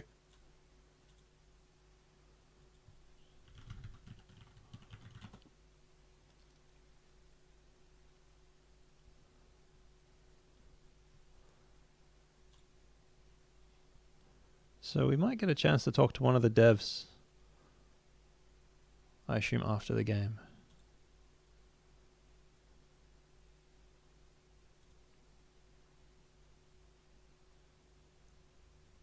So yeah, you might want to get Skype worked out if you want to join in on that.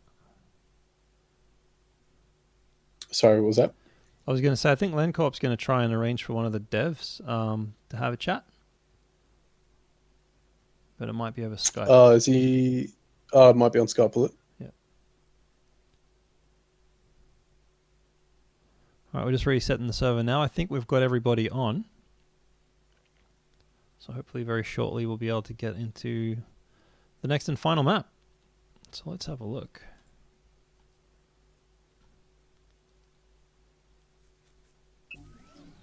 Okay.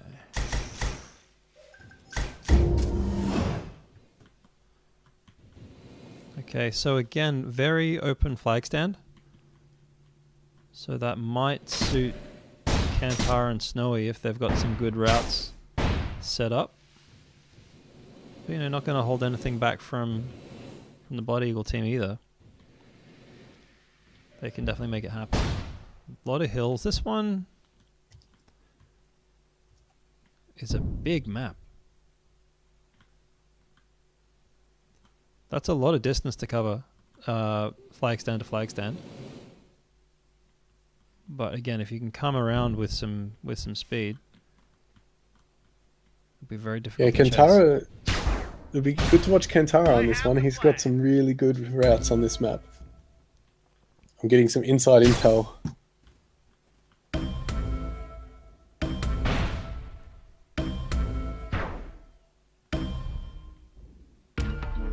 This is a big map.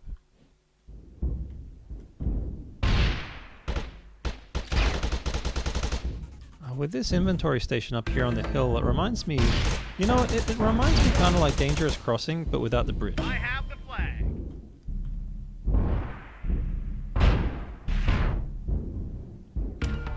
What do you reckon, Yari? Yari might be MIA. No, I'm sorry. Just I'm just getting the Skype sorted. Yeah, no drama.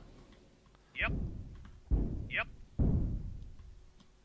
So, a couple of minutes and we'll Yeah, be it is ready to a go. it is a big map, but it's got some really big dips. Yep. So it's not that hard to get across quite quickly. Hello. Woohoo. Hello. Yeah, it should be a pretty frantic map, this one, I think. Awesome. A good one for the final. I agree. I think Chase is going to be hard. You rock. Like, you know, for the light D to go from a standing start is going to be interesting.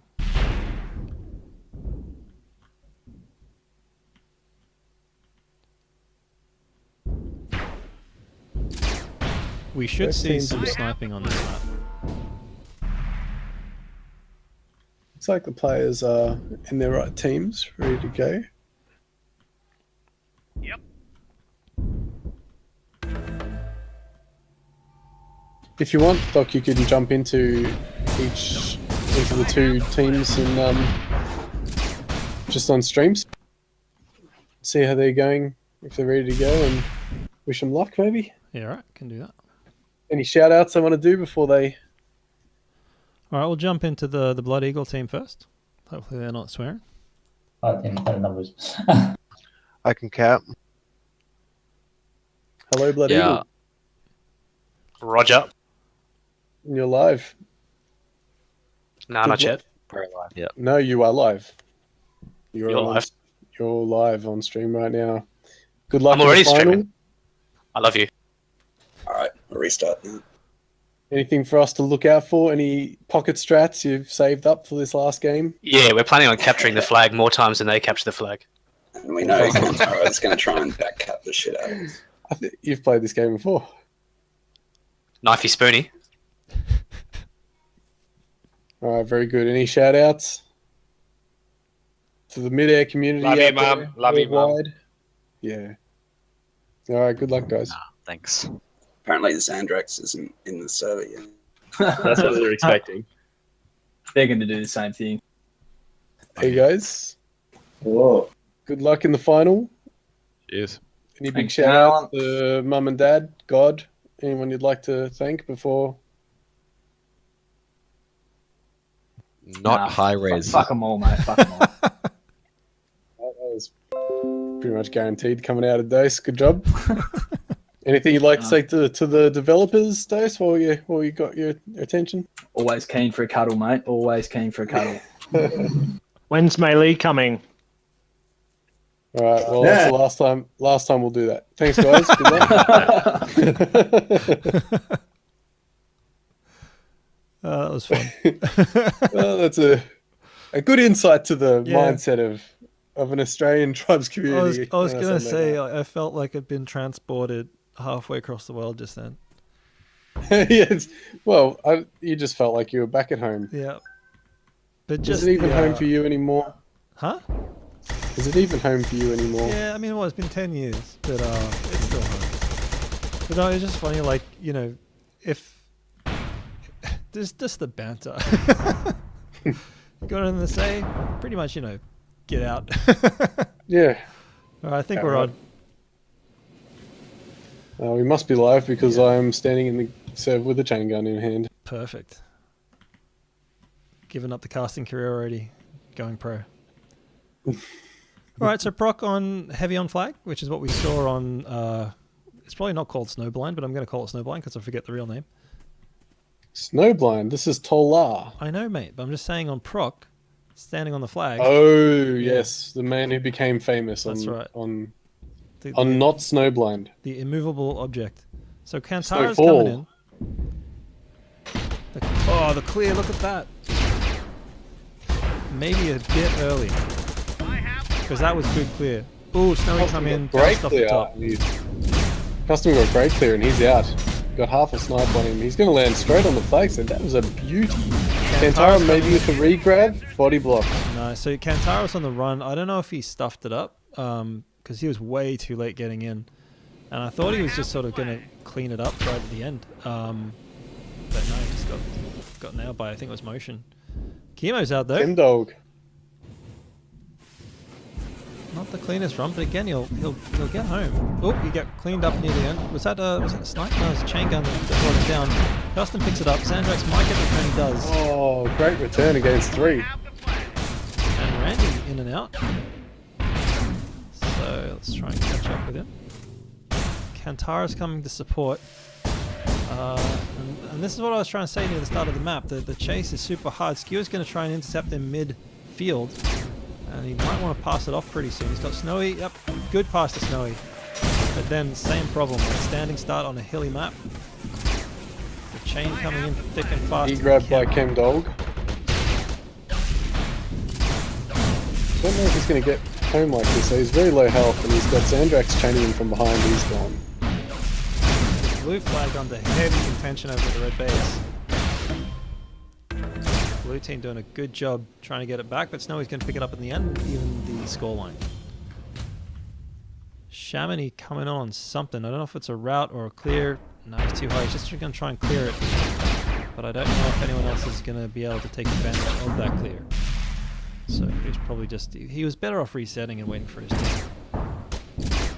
Hobbit's floating in the air. Not getting a lot done. So just quickly on the Biodam team is Colonel Blair, Vendetta, Xandrax, Snowy, Randy, Dose, Nexty, LVP, and Kantara. So Custom come out with it.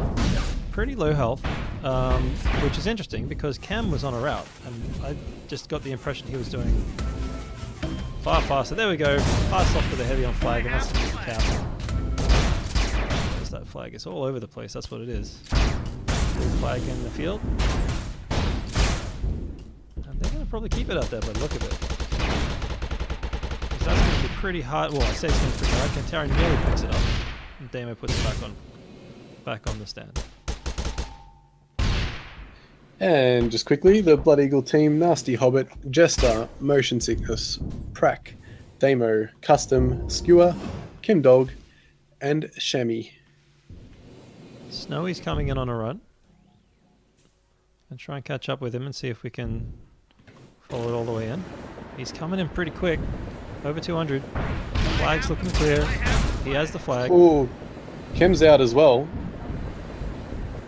They've both got really fast grabs. Snowy's out at full Snowy's health. home. Kim's only half health. Randy's the only one who can stop him. Kim's got 10% HP, but he's going to be able to pass it off to Hobbs.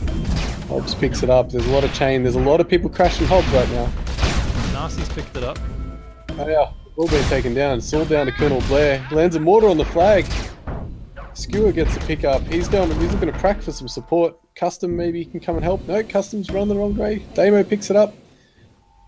And they're good now. The blue team's all pretty much reset. Damo I don't know where just sort of Damo's going. skewing around. I thought he was heading the other way for a minute. Turn around. I honestly thought he was not sure what doing. So we have a first standoff. Damo's just passing that off, but Snowy, Kantara, Xandrax all coming in now. They've got a fair shot at this. Motion Sickness, half health.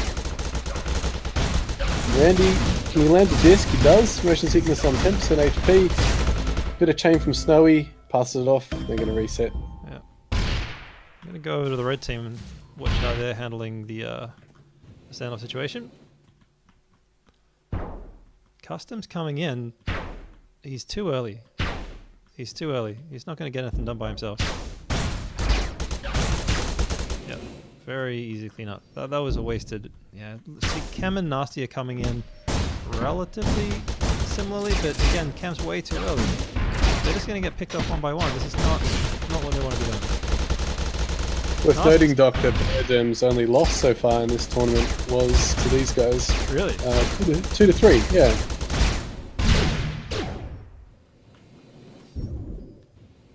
Yeah, I reckon the blue team needs to coordinate better than that. They can't just send in dribs and drabs. Yeah, I mean, you look at the red team, they've got Vendetta, Dose, and Randy holding that flag. Those guys, that's 3 very good duelers as well. Skewer coming in by himself, he's got 4 on him. Manages to land the disc on Randy. Got a lot more done than he probably should have, but...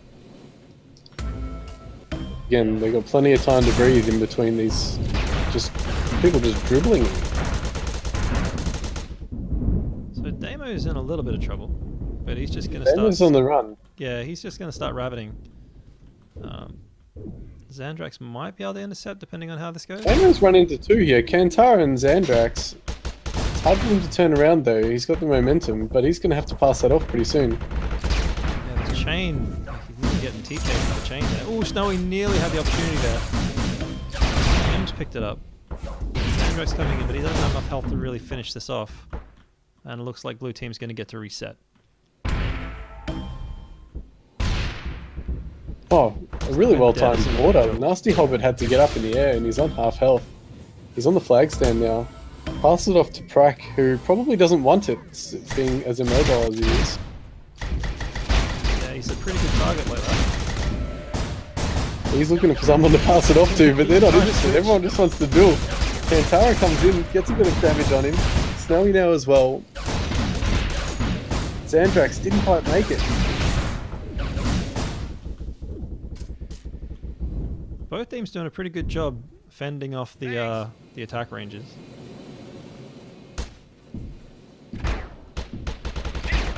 Sandrak's coming in a bit lonely. He's probably going to get chained out before he gets anywhere near Proc.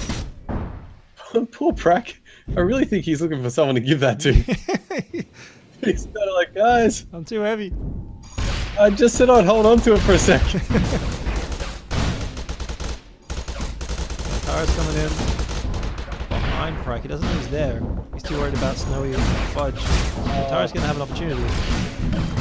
Yeah, he's got turrets. Yeah, turrets have got him there. There's 3 turrets set up around Prac here. They've gone... They've locked down. Let's see how Randy's taking care of it. Passing it off. Vendetta's... Looks like Vendetta's their main go-to guy in the standoff situation. And he's sniping. So he's just trying to pick him up before they even get near him. Have things improved on the other side? Is there any pressure on the red team? No, I'm looking at that now. We've got Skewer coming in. One of the other O's just got cleaned up. But again, Skewer, like, there's no point coming in, mate. Just wait for somebody else to join up with you, buddy. Oh, Prox died. What's going on there? Just a part. It's been picked up. He's under quite a lot of pressure. Colonel Blair's the only one left now in heavy, but... Yeah, Motion's going to be able to run away from him pretty easy. I feel like even if he kills Motion, he's going to have trouble getting... Yeah, exactly. Oh, he's got it! He might have the return here. He's going to get the return. Oh, he dies on the flag! Meanwhile, blue flag does get returned. Jester gets the pickup. He's just got to jump onto the stand now, but he hasn't got the energy. He's fallen short. A well-timed mortar has knocked him off the stand, and he's gone for a pass. It's gone way over. Mortars everywhere. Damo's gone. Prac picked it up again. And Kentaro, is he going to get the return? Yes, he did. Well done, Kentaro. Gosh, those mortars saved the day. Yeah, I mean, I feel bad for Jester. He just didn't have the energy, and then he decided, oh, there's plenty of my buddies up there. I'm just going to chuck it. And he's thrown it clear of the stand. Yeah. He needed to loft it up so they had a chance to at least catch it. Maybe a bit of comms too, mate. I didn't expect it, but yeah, you gotta those flag passes. If you just shoot it straight up in the air, you give him a bit more time to catch it. Be really pumped that. So Clear's coming in. Randy comes out with it, full health. So he affords the disc jump. Maybe not the greatest decision given how many blues were in front of him, but he's going to get back to base. Is he going to pass off and go for the cap? He's going to pass off. Oh, great pick up by Dose. That was beautiful. Gosh. That was it. And then Nexty just destroying. Yeah. So Snowy's got it. He's going pretty quick too. He should make it home. He has done. So that is a quick couple grabs for the red team. Puts them in the front. It's all happening over here at the red base as well. They're finally starting to settle down. Shemini's coming in through the valley. He's going to just spam long range disc. I don't see any blues on the way in. Skewer's coming in. Whether he's on a route or not, I'm not sure. Shemini's just trying to clear up turrets and static D from long range. Nasty's coming in heavy. Andrex with a great fake. And Kantara's grabbed the flag clean. He's copped a snipe, but he's going to base to base, no problem here. He stops. He has landed short, but he's... Oh, custom with the E. Custom's home, and the blue flag's been returned, and he gets the cap. After a few seconds. Yeah, after his own teammate's body blocking. Well, we're getting a much closer game then. 3 caps apiece. 3-all. This final has lived up to the hype. Brack is like, I need an inventory station, so he'll just sit. Got a light on flag at the moment. I really like the way Xandrax sort of faked the cap and let Kantara get the grab there. Clear's coming out. Snowy is on a route. Randy's going to try and get Nasty off the flag. Yeah, Nasty's going to throw it. Okay, Kantara shouldn't have grabbed. Well, he's out with half health. Custom's pretty close to doing a grab as well now. Damo's chaining across the map. Custom's coming in from the back. The back cap's on for Custom. If he can get Vendetta off the flag, he's out clean again, Custom. Cops a disc up the bum on the way out and a snipe. But he's halfway home. Doesn't quite have the speed that he did before, but he's got some support halfway. Passes straight off to Shammy, who was in the perfect spot. He's full health. He's got momentum. He's going to be home. And Custom's already respawned and ready to help. The flag's getting passed back to Custom. Okay, so we're back into a standoff. Blue team have got no one bothering them. They're fine. Yeah, red team's clean Right as now. well. Camo is coming in. Cam does have attack. Man's got good grenades. And again, he's all by himself, so should be. The red team, I gotta say, has been a lot more aggressive on this one. They've got 1, 2, 3, 4, 5 guys going offense for this run to get the return, and only 2 on defense. 6. Yeah, 6 on offense right now. 7 on offense for the red team. So as long as Oh, Randy nearly got the return. Dangerous pass. No, he's in there. Motion's in trouble. He's stuck in the valley, and Kintara might get the return. He doesn't. Snowy and Sandrax. Oh, wow. they weren't able to hold on. The blue team gets their flag back, and Damo, is he able to cap it? LVP's there trying to make something happen. He gets the cap. Again, another. So the gamble didn't. No, he Gamble didn't didn't get pay the off. cap. He didn't get it. He passed it, and it hit the flag stand and bounced down. And Blair. And is Blair gonna with the heavy E. this one. I was really happy to see the red team go so offensive this time, but with the leaving 2 behind, it was just too much of a gamble. They lost the flag very quickly. Randy's out. So 4-3. Yep, but I think it's going to be a quick The 4-all. blue team ahead, but there's no one on offense. Blue team hasn't reset their offense yet, and Randy just gets home, no worries. Yeah, I don't No know. one there to E-grab. He was on a route before Anytime. that cap, so he must have just been setting up, maybe in anticipation for blue team Yeah, to he get probably over that just thought cap. they were about to cap, and they just started going. It's Yeah. a good way to do it. It is a good way to do it. Like if you know your D's got not much of a chance of returning that thing, you might as well just set up and catch them off guard, because they'll expect a reset, and if you're just on a route, it's a good way of. It's pretty shaking demoralizing out. when you work so hard to win a standoff, and then the other team just zips through before you've even realised you need to get back into it. Speaking of zipping through, Kantara's done it, Tara's off on full health. and He's got Snowy for support. Custom. So he's gone for the chuck. Chem is coming in. Will he get blocked? Wow. So Skewer and Chem coming on cross routes. Skewer's the one that comes out with it. Flag gets chucked into the middle of nowhere, and those returns it pretty Enemy easily. sensors destroyed. But both of them got returned. Oh, actually, was there a cap there? Or 4-all? I feel like I missed 4-all now. Yeah. 10 minutes left. Very even map so far.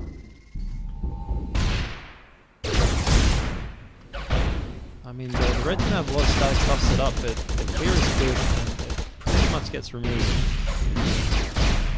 Got Jester coming in on the route. And got Chemdog coming in on the route as well. Makes these pretty set though. Yeah, Jester comes in, body block right on the stand. Chemdog's gonna have an opportunity as well, but they know he's there. Next he's just waiting. Oh, this could be ugly. Nope, Chem clears his own flag. Kantara's out as well. Same. That seems to happen quite a lot. Both teams getting pretty clean grab now. Kantara passes off to Snowy. K's out. Red team's already ready to defend that. Blue. Plus they've got their turrets up right now. So blue team. A lot of blue. Yeah, blue team did not pick up that flag from the field, and it gave Dose enough time to go and make the return, and that's going to put red team in the lead. Instant cap there. It was just happened to be on the stand when that was returned. Zandrax coming in. But he looks like he's all by himself at the moment. So he's going to try and push Prak off the flag stand. You can see Kantara up there in the distance. Prak is down. Kantara's on a route. Will Prak have time to get back on the flag? Kantara's coming in. He's out. Custom's about 5 out as well. Damo's clearing for Custom. The red team have 3 on the flag. Vendetta gets a beautiful midair on Custom, killing him and enabling red team to get the cap. Damo just E-grabs straight out. Makes it halfway, gets sniped out and chained. They're going to get that return. So for the first time in this game, we've got a little buffer. Yeah, red team 2 in front now. Although Zandrax might make it 3. He managed to get the flag halfway down the field. He's just sort of chucked it. He's going to defend it. He's like, where are you guys? Help me out. He's hoping someone else to grab it. He doesn't have the energy to get up on the stand, so he just throws it up. Hopes one of his Oh, teammates dangerous. grab it. Oh, Oh, wow. Skewer with the E-grab. He's made it past the turret. The snipe has connected, so he's very low. Yeah, This is the gamble. Do you punt it off? Oh, he doesn't have a choice. Well, He's yeah, been sniped just- out. gets cleaned up. Snowy coming through. Does not manage to So he pick up nearly got the midair. midair grab. Kantara was on a good run there, but he didn't quite get the angle. Well, Colonel Blair does a good job of killing his teammates and removing any option they had of potentially making the return. Good job, Colonel. The blue flag's back at base. Yep. Well, Randy's got something to say about it. And Randy straight out. He's pretty slow though. They've got a good chance of chasing him down this time. Yeah, my money might be on custom here. He's going to have to get to his support quickly. In fact, the blue team's got 4 chasing him down. They just got to get a little bit more chain on him. And it's going to drop for him. He passes it to Snowy. Oh, Damo nearly got it. Custom and Chemdog just killed Snowy, so the flag, they've got the return. They're K'ing out. Their flag got returned as well. I'm not sure who Wow. made it happen. Yeah, I didn't quite catch the return on the other side. So both flags back at base. 6-4. Plenty of time left. We've seen caps happen pretty quick. So this is... I feel like it's the Not a team runaway that just manages to defend is going to win this because the caps are just flowing. Yep. Both teams are getting these great grabs that are going very fast, often at the same time. So the team that can just manage to find a way to keep some defense on that stand. Snowy's coming in. The clear has kind of happened, but not enough, and Snowy smacks him on the side, and that'll be the end of that run. Vendetta, Nexty, and Dose are under a lot of pressure here. Skewer gets out with low health and sniped out again. But Damo's timing is interesting here. If they return it right now, Damo and Chem are going to get a perfect run. Tara's coming They through. do He gets- return. Damo should have cleared, but he goes for the grab instead. Now he's out slow, and I think that's going to be the end of Blue's chances to get a grab there. Bit of communication could have gone a long way there. Damo definitely could have cleared for Chem, who was coming in at the back. Yeah, I was focused on the blue team base. Oh, Custom, I don't know how he does that. Like, Nexty is sitting there on the flag, and just a little bit of a nudge, and Custom manages to get out with decent speed and half health. Like, that's just something that the red team has not been able to do. They've had to do full clears, whereas the blue team just somehow come away with it. He's a little bit of a freak, Custom. We've given him a lot of credit this match, but he is just one of those players. He can get a lot done by himself. Might be moving into another standoff. Blue team's nearly set. And Tara and Colonel have an option here. Tara's by himself and he gets cleaned up. Alright, let's go see what Vendetta is doing. A little bit of pressure. Not a lot. Skewer's coming in. The onus really on the blue team now to get the return. 4 Yeah. minutes to go. Yeah, I think you can see that this time the red team, they've got 4 on D instead of 2. I think they know that they can play a little bit more defensive this time. Yeah, I guess I'm thinking the other way around though. They know they've kind of got the I don't know the money in the bank, so to speak. If they wanted to go aggressive, they can kind of afford it. Yeah, they've got that buffer. I guess they've Yeah. got less to lose, but yeah, it does appear they're playing a bit more defensive. And the blue team, they got the memo. They've gone in hard on this, and they get the return. Yep, Zandrax almost gets a return. Colonel Blair's there. And but Colonel heavy. Blair, he's their last hope here. Oh, he's done it. He's killed too. He's done the best he can. But he's gone now, and they're definitely going to get the cap. Yep. All right, we got a game, boys. Yeah, 3 minutes left. 3 minutes to go. Plenty of time.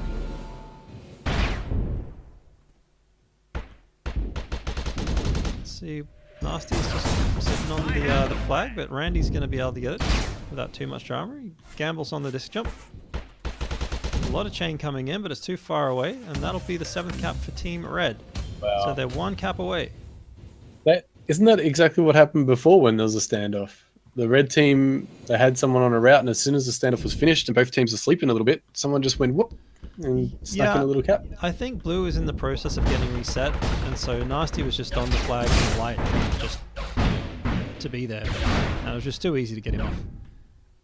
Kantara's coming for a back to front.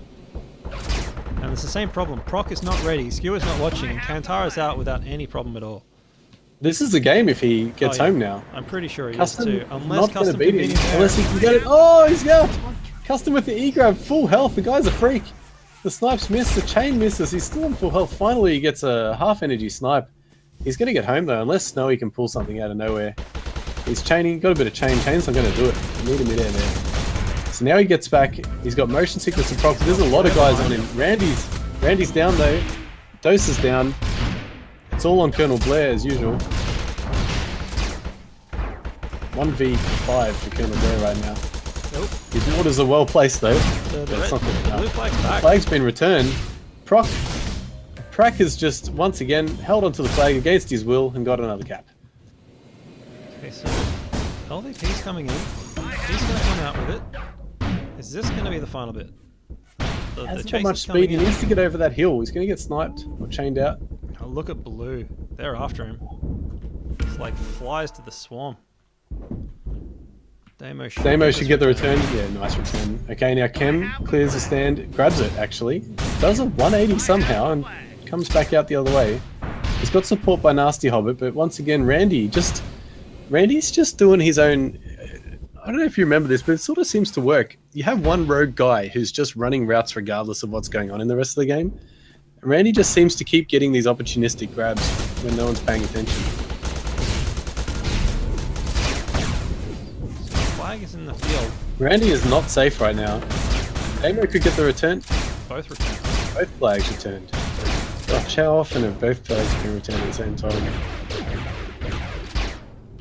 What a great game. 40 seconds to go. Blue team needs to get a cap to put us into the awkward decision of what the hell to do in a case of a draw. Oh, Custom. So Custom came in front to back. And unfortunately what he's done is he's put it on the ground. Nasty might pick it up, but good placement just to pop it. Andrex has actually cleared the flag really effectively. The blue team, I don't think they've got two bodies on the stand now. Kantara with the grab. I mean, Kantara's just buying him time here. 8 seconds to go. Will he finish it off with a The cap? game He ends. might. The game. He's gonna get the cap. Yeah, 4 seconds. Nice. Kantara with a glorious cap at the end. Well, congratulations to Colonel Blair, Vendetta, Dose, LVP, Randy, Zandrax, Nexty, Snowy, and Kantara. You're all getting 30 big ones. Apparently, I don't know who's paying that out, but they're all getting $30 apparently. Cool. All right. So I'm gonna jump on Skype because apparently, Bugs. I should. Invite. Can we just get him on? I mean, he's on Discord. Can we just get him in there? Would that be easier? I did ask for him to go on Discord. I'm not sure. Yeah, I mean he's on Discord. Well, hang on.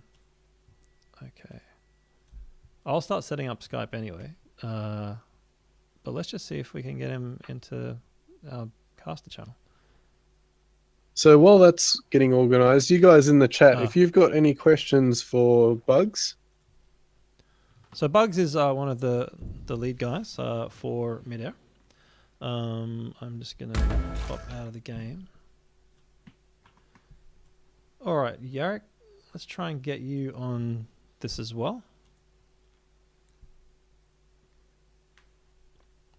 Bear with us for a second, guys, and we'll get some dev chat going on. If you want to send me your Skype ID, Yarrick. Apparently Bugs' Discord mic doesn't work for whatever reason. So give us a sec, we'll get this set up. So hope you enjoyed the game. Again, congratulations to the winning team there. The Bioderms. I mean, they had the best run through the round robin, right? So They did. Blood Eagle was a very close second. So yeah, Bioderms dominated all in all. And you know what? An all-round pretty... Those guys, like, obviously Kantara's capping and Snowy with the double capper stood out. But, every time we look back at base, Vendetta and those guys were... And Next Wish doing a great job on defense. And then Colonel Blair and Zandrax doing some great clear and stuff. They were really well-rounded team. All right, I'm going to call Bug Spray.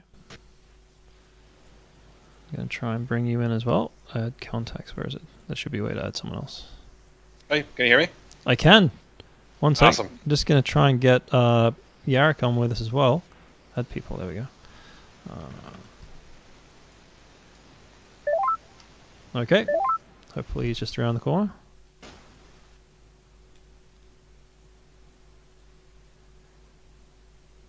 Yarrick, you with us?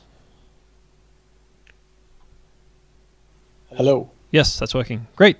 So Bug Spray, welcome to the stream. Hey, thanks very much. Been watching it for the last few hours. It's been a lot of fun. Stay up pretty late. It's 4:45 in the morning right now. So if my voice is a little raspy and I'm a little nonsensical, that's why.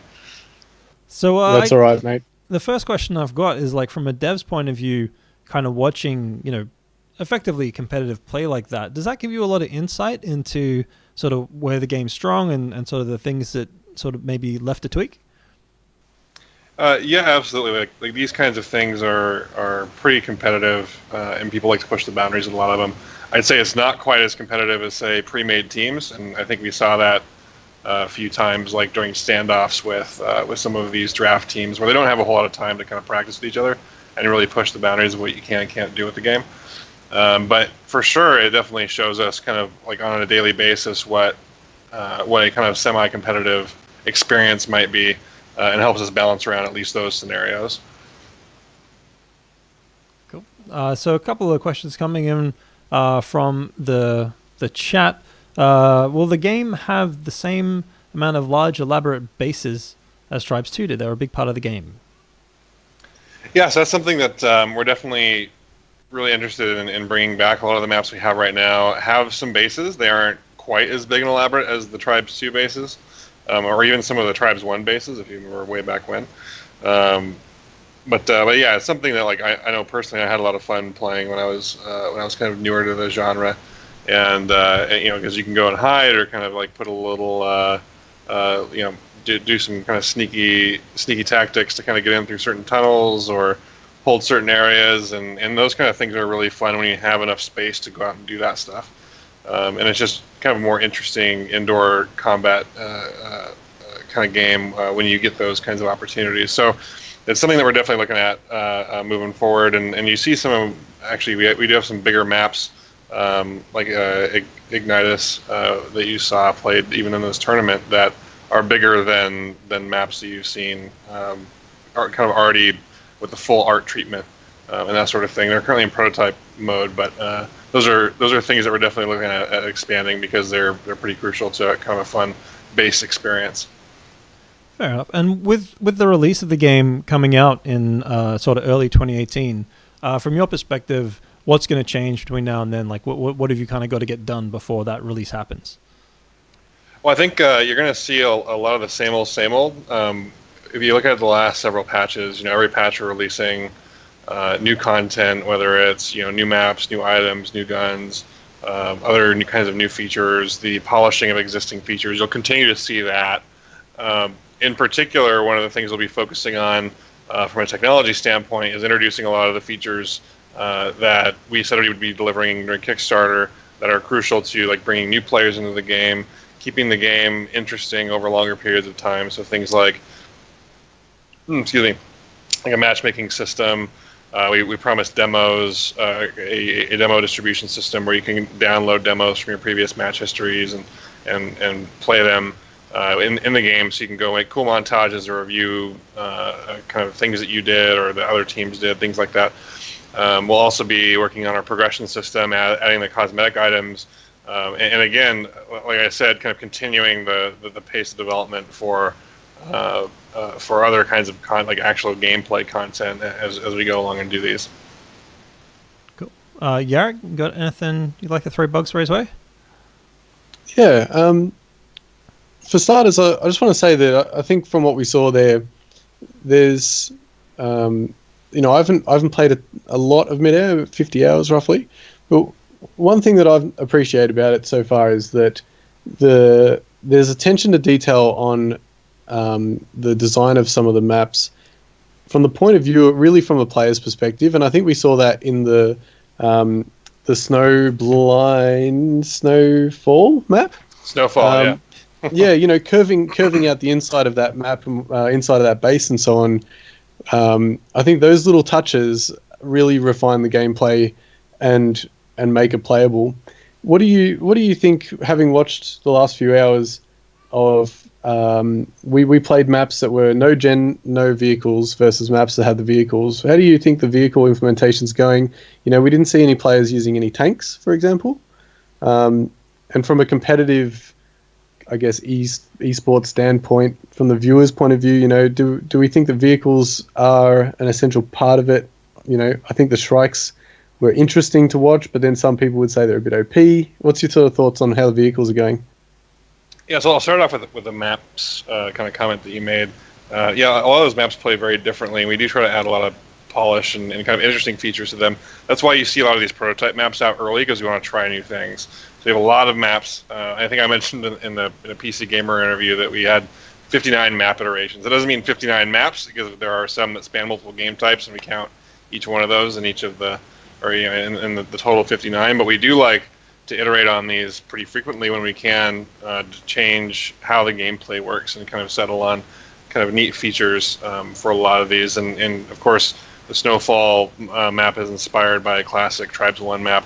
And so we've kind of improved on it there to kind of, bring it to the speed of Midair in many ways. And you can see how a lot of them have different ways that they get played and different outcomes. So looking at some of the maps like Snowfall or Howling Spires, with the scores were a little bit lower compared to, say, like Toller or Ignitus, where the cap numbers were higher.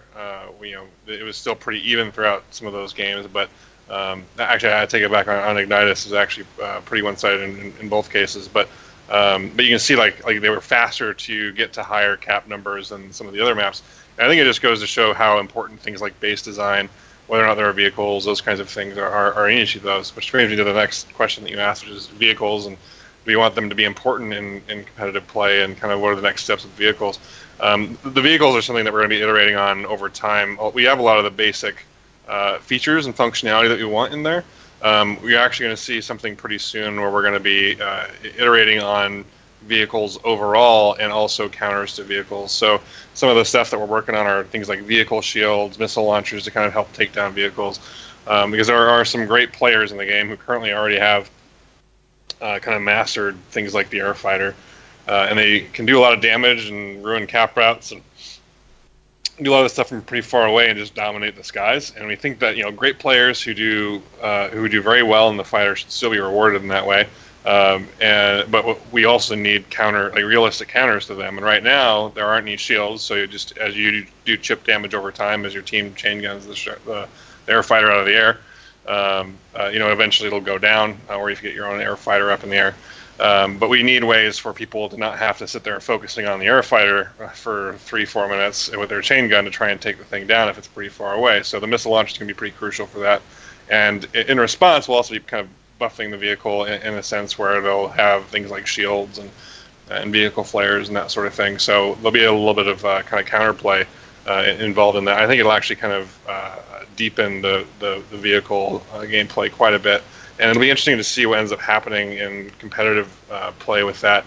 Would love to see the tank and the bomber get a bit more action in competitive play. Those tend to be a bit more kind of public game oriented. And that's simply because there are just more players in some of the public games than you see in competitive games. Like Nines is actually pretty big. Yeah, you can't tie up 2 players on a bomber or 3 players on a bomber in a Nines match again. So if it's not something that's going to provide a pretty heavy benefit to your team, then you're probably not going to assign players to it when you only have 7 players or 9 players. In a game like 16 players, you jump in with your friends and you go have some fun, and it actually is pretty effective when you go do that. because usually there's people all over the base, and so dropping some tank shells in there, or doing things like doing carpet bombing with the bomber. Those can be fairly effective at kind of breaking a defense. But yeah, competitive play, we'll see where those things get picked up and where they don't. I don't think that necessarily everything that we build in the game needs to go into competitive play. It's okay to have some stuff that's just fun for public play.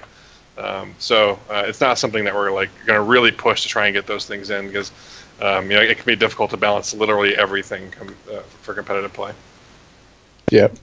Oh, it's good to see there's constant updates and stuff. I mean, even a few hours before we came on, there was a patch that addressed a couple of little things. And from a spectator point of view, I like the fact that when someone dies, it didn't just you remained on that player and stuff like that. So it's good to see it all moving along, and those little things do make a big difference for us that are trying to already adopt using it for this sort of tournament style. The one last thing I wanted to ask you was, most of what I've seen is people wanting to play LT. So it seems to be no matter how much effort goes into all the other aspects of the game, day to day, most people are just wanting to play light. It's really interesting. I think there are definitely two major camps of people who want to play CTF gameplay. I say that those two camps make up the majority of Midair players as well. I think there are a bunch of people who want to play base. I think it also is just more difficult to get base games up and running. It is also a bit more it's more of a nod to the old days, the old kind of games, as opposed to LCTF, which is more fast paced. You spawn an armor, you just go, kill dudes and grab flags and stuff. There definitely is a divide there, and you see it kind of in the community where people are kind of poking at each other and commenting on my game type isn't getting enough attention, but yours is, or this or that. And I think at least in the pubs that I've seen in North America, it's where I'm at. So I'm in Seattle. It kind of goes back and forth between whether or not you hop on in a public game that's playing light CTF or if they're playing base CTF. I think right now, light CTF, given our kind of player numbers and our player counts, it's just easier to get going and get started because you can get 3, 4, 5 people in there and get a decent game going. With base, you really need more than 5 people on each team in order to get kind of balanced. You have an offense, you have a defense, your base isn't always down. You have a capper. There's as many roles you need to fill in base CTF. So it's something where we're hoping that as the player count increases over time, that we'll see more base gameplay happening. But it's also something we're looking at in general. Like, what are the great things about LCTF that kind of make it a bit more casual and more streamlined, and what can we bring to base CTF to try and wean people to a game mode that just has more going on in it. I think that's going to offer people just more gameplay options over time. A couple other questions from the chat. We've got Kill Time was asking about the possibility of having custom clan skins. Is that on the roadmap? No current plan on custom clan skins, but we'd love to hear kind of what you want to see if you want to see something like that. The skin stuff is a little tricky because right now all skins we'll be making are kind of custom made. You'll be able to earn those through kind of unlocks or purchasing them or things like that.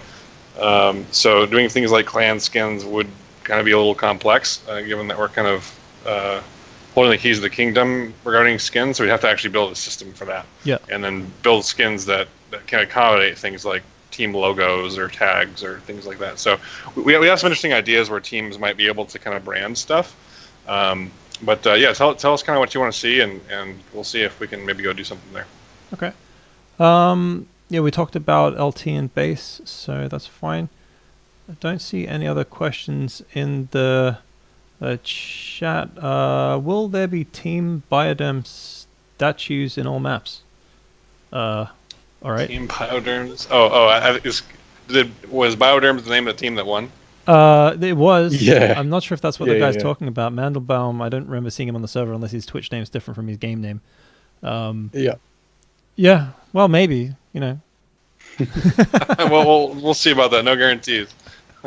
The thing is, like a community tournament where you're calling stuff bioderms and diamond sword and stuff is okay, but putting something like that in our game probably be a little bit right.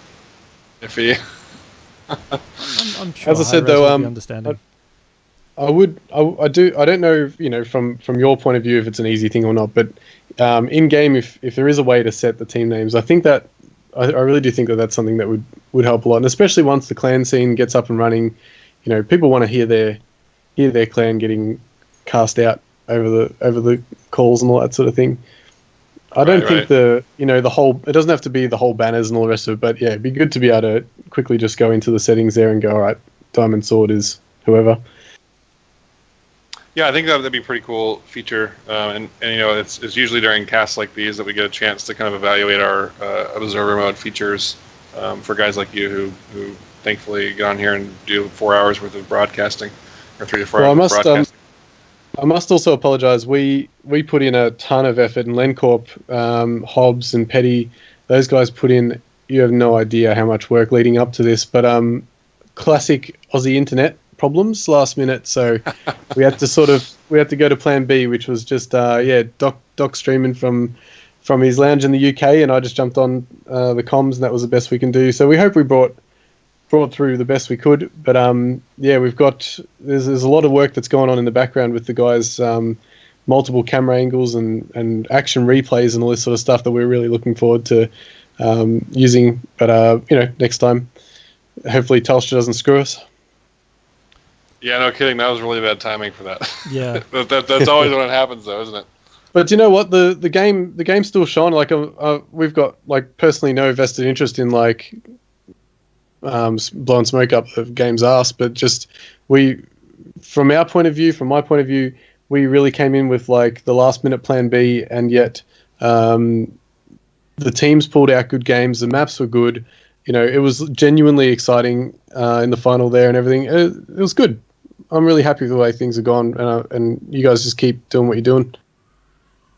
Well, yeah, thanks so much, and thanks everybody for organizing this. It's great to see people, organizing some competitive games around Midair, and it's great for the dev team to see this kind of activity going on. Every time we see people enjoying the game, it kind of empowers us to keep going. Because a lot of this is kind of a pursuit of passion. We have 22 folks in the team, but only 6 of us are full time, and not even all 6 are paid full time. So it's a lot of volunteer effort, and again, pursuit of passion for many folks. So it's always great to see people playing and enjoying and watching the streams and just enjoying the game. So cool. All right. Well, we should probably let you crash. Sort of 4:30 for you or something. 5 a.m. maybe. Yes, it's 5 a.m. here now, so I should probably go to. There's a marketing meeting at 9, so we'll see if I get up for that one. Good luck with that. Thank you. Thanks for your time, Bugspree. It's great to have the voice of the dev team come out and drop some knowledge. So yeah, be good to have you back sometime. Yeah, absolutely. Just let me know when I can help out anytime. Cool. No worries. Have a good one. Anytime. Do you hear that? Anytime. 4 a.m. on a Tuesday. No worries. Cool. Preferably not then, but yeah, anytime you need. No worries. Thanks, buddy. All right, we'll let you go. All right, see you, mate. I'll see you guys. Yarrick, you're still on the Discord? So I'll just wait for Yarrick to get back on the casting thing. We can put a bow on this one. So whilst he's plugging his mic back in, thank you all out there for joining us tonight. And as Yarrick was saying, a huge thank you to everyone involved in putting the tournament on. I know, as Yarrick mentioned, Len Cobb and Petty and the rest, really working hard to make this happen, and I would definitely like to see more of this happen in the future. So yeah, Yarrick, any final thoughts? Yeah, I didn't realize that you closed the Skype call, and I've been talking to you for the last 15 seconds. Oh, there you go. Start again. No, good job. Congrats again to the winning team. To be honest, that last match, that grand final match there, was more exciting than I expected.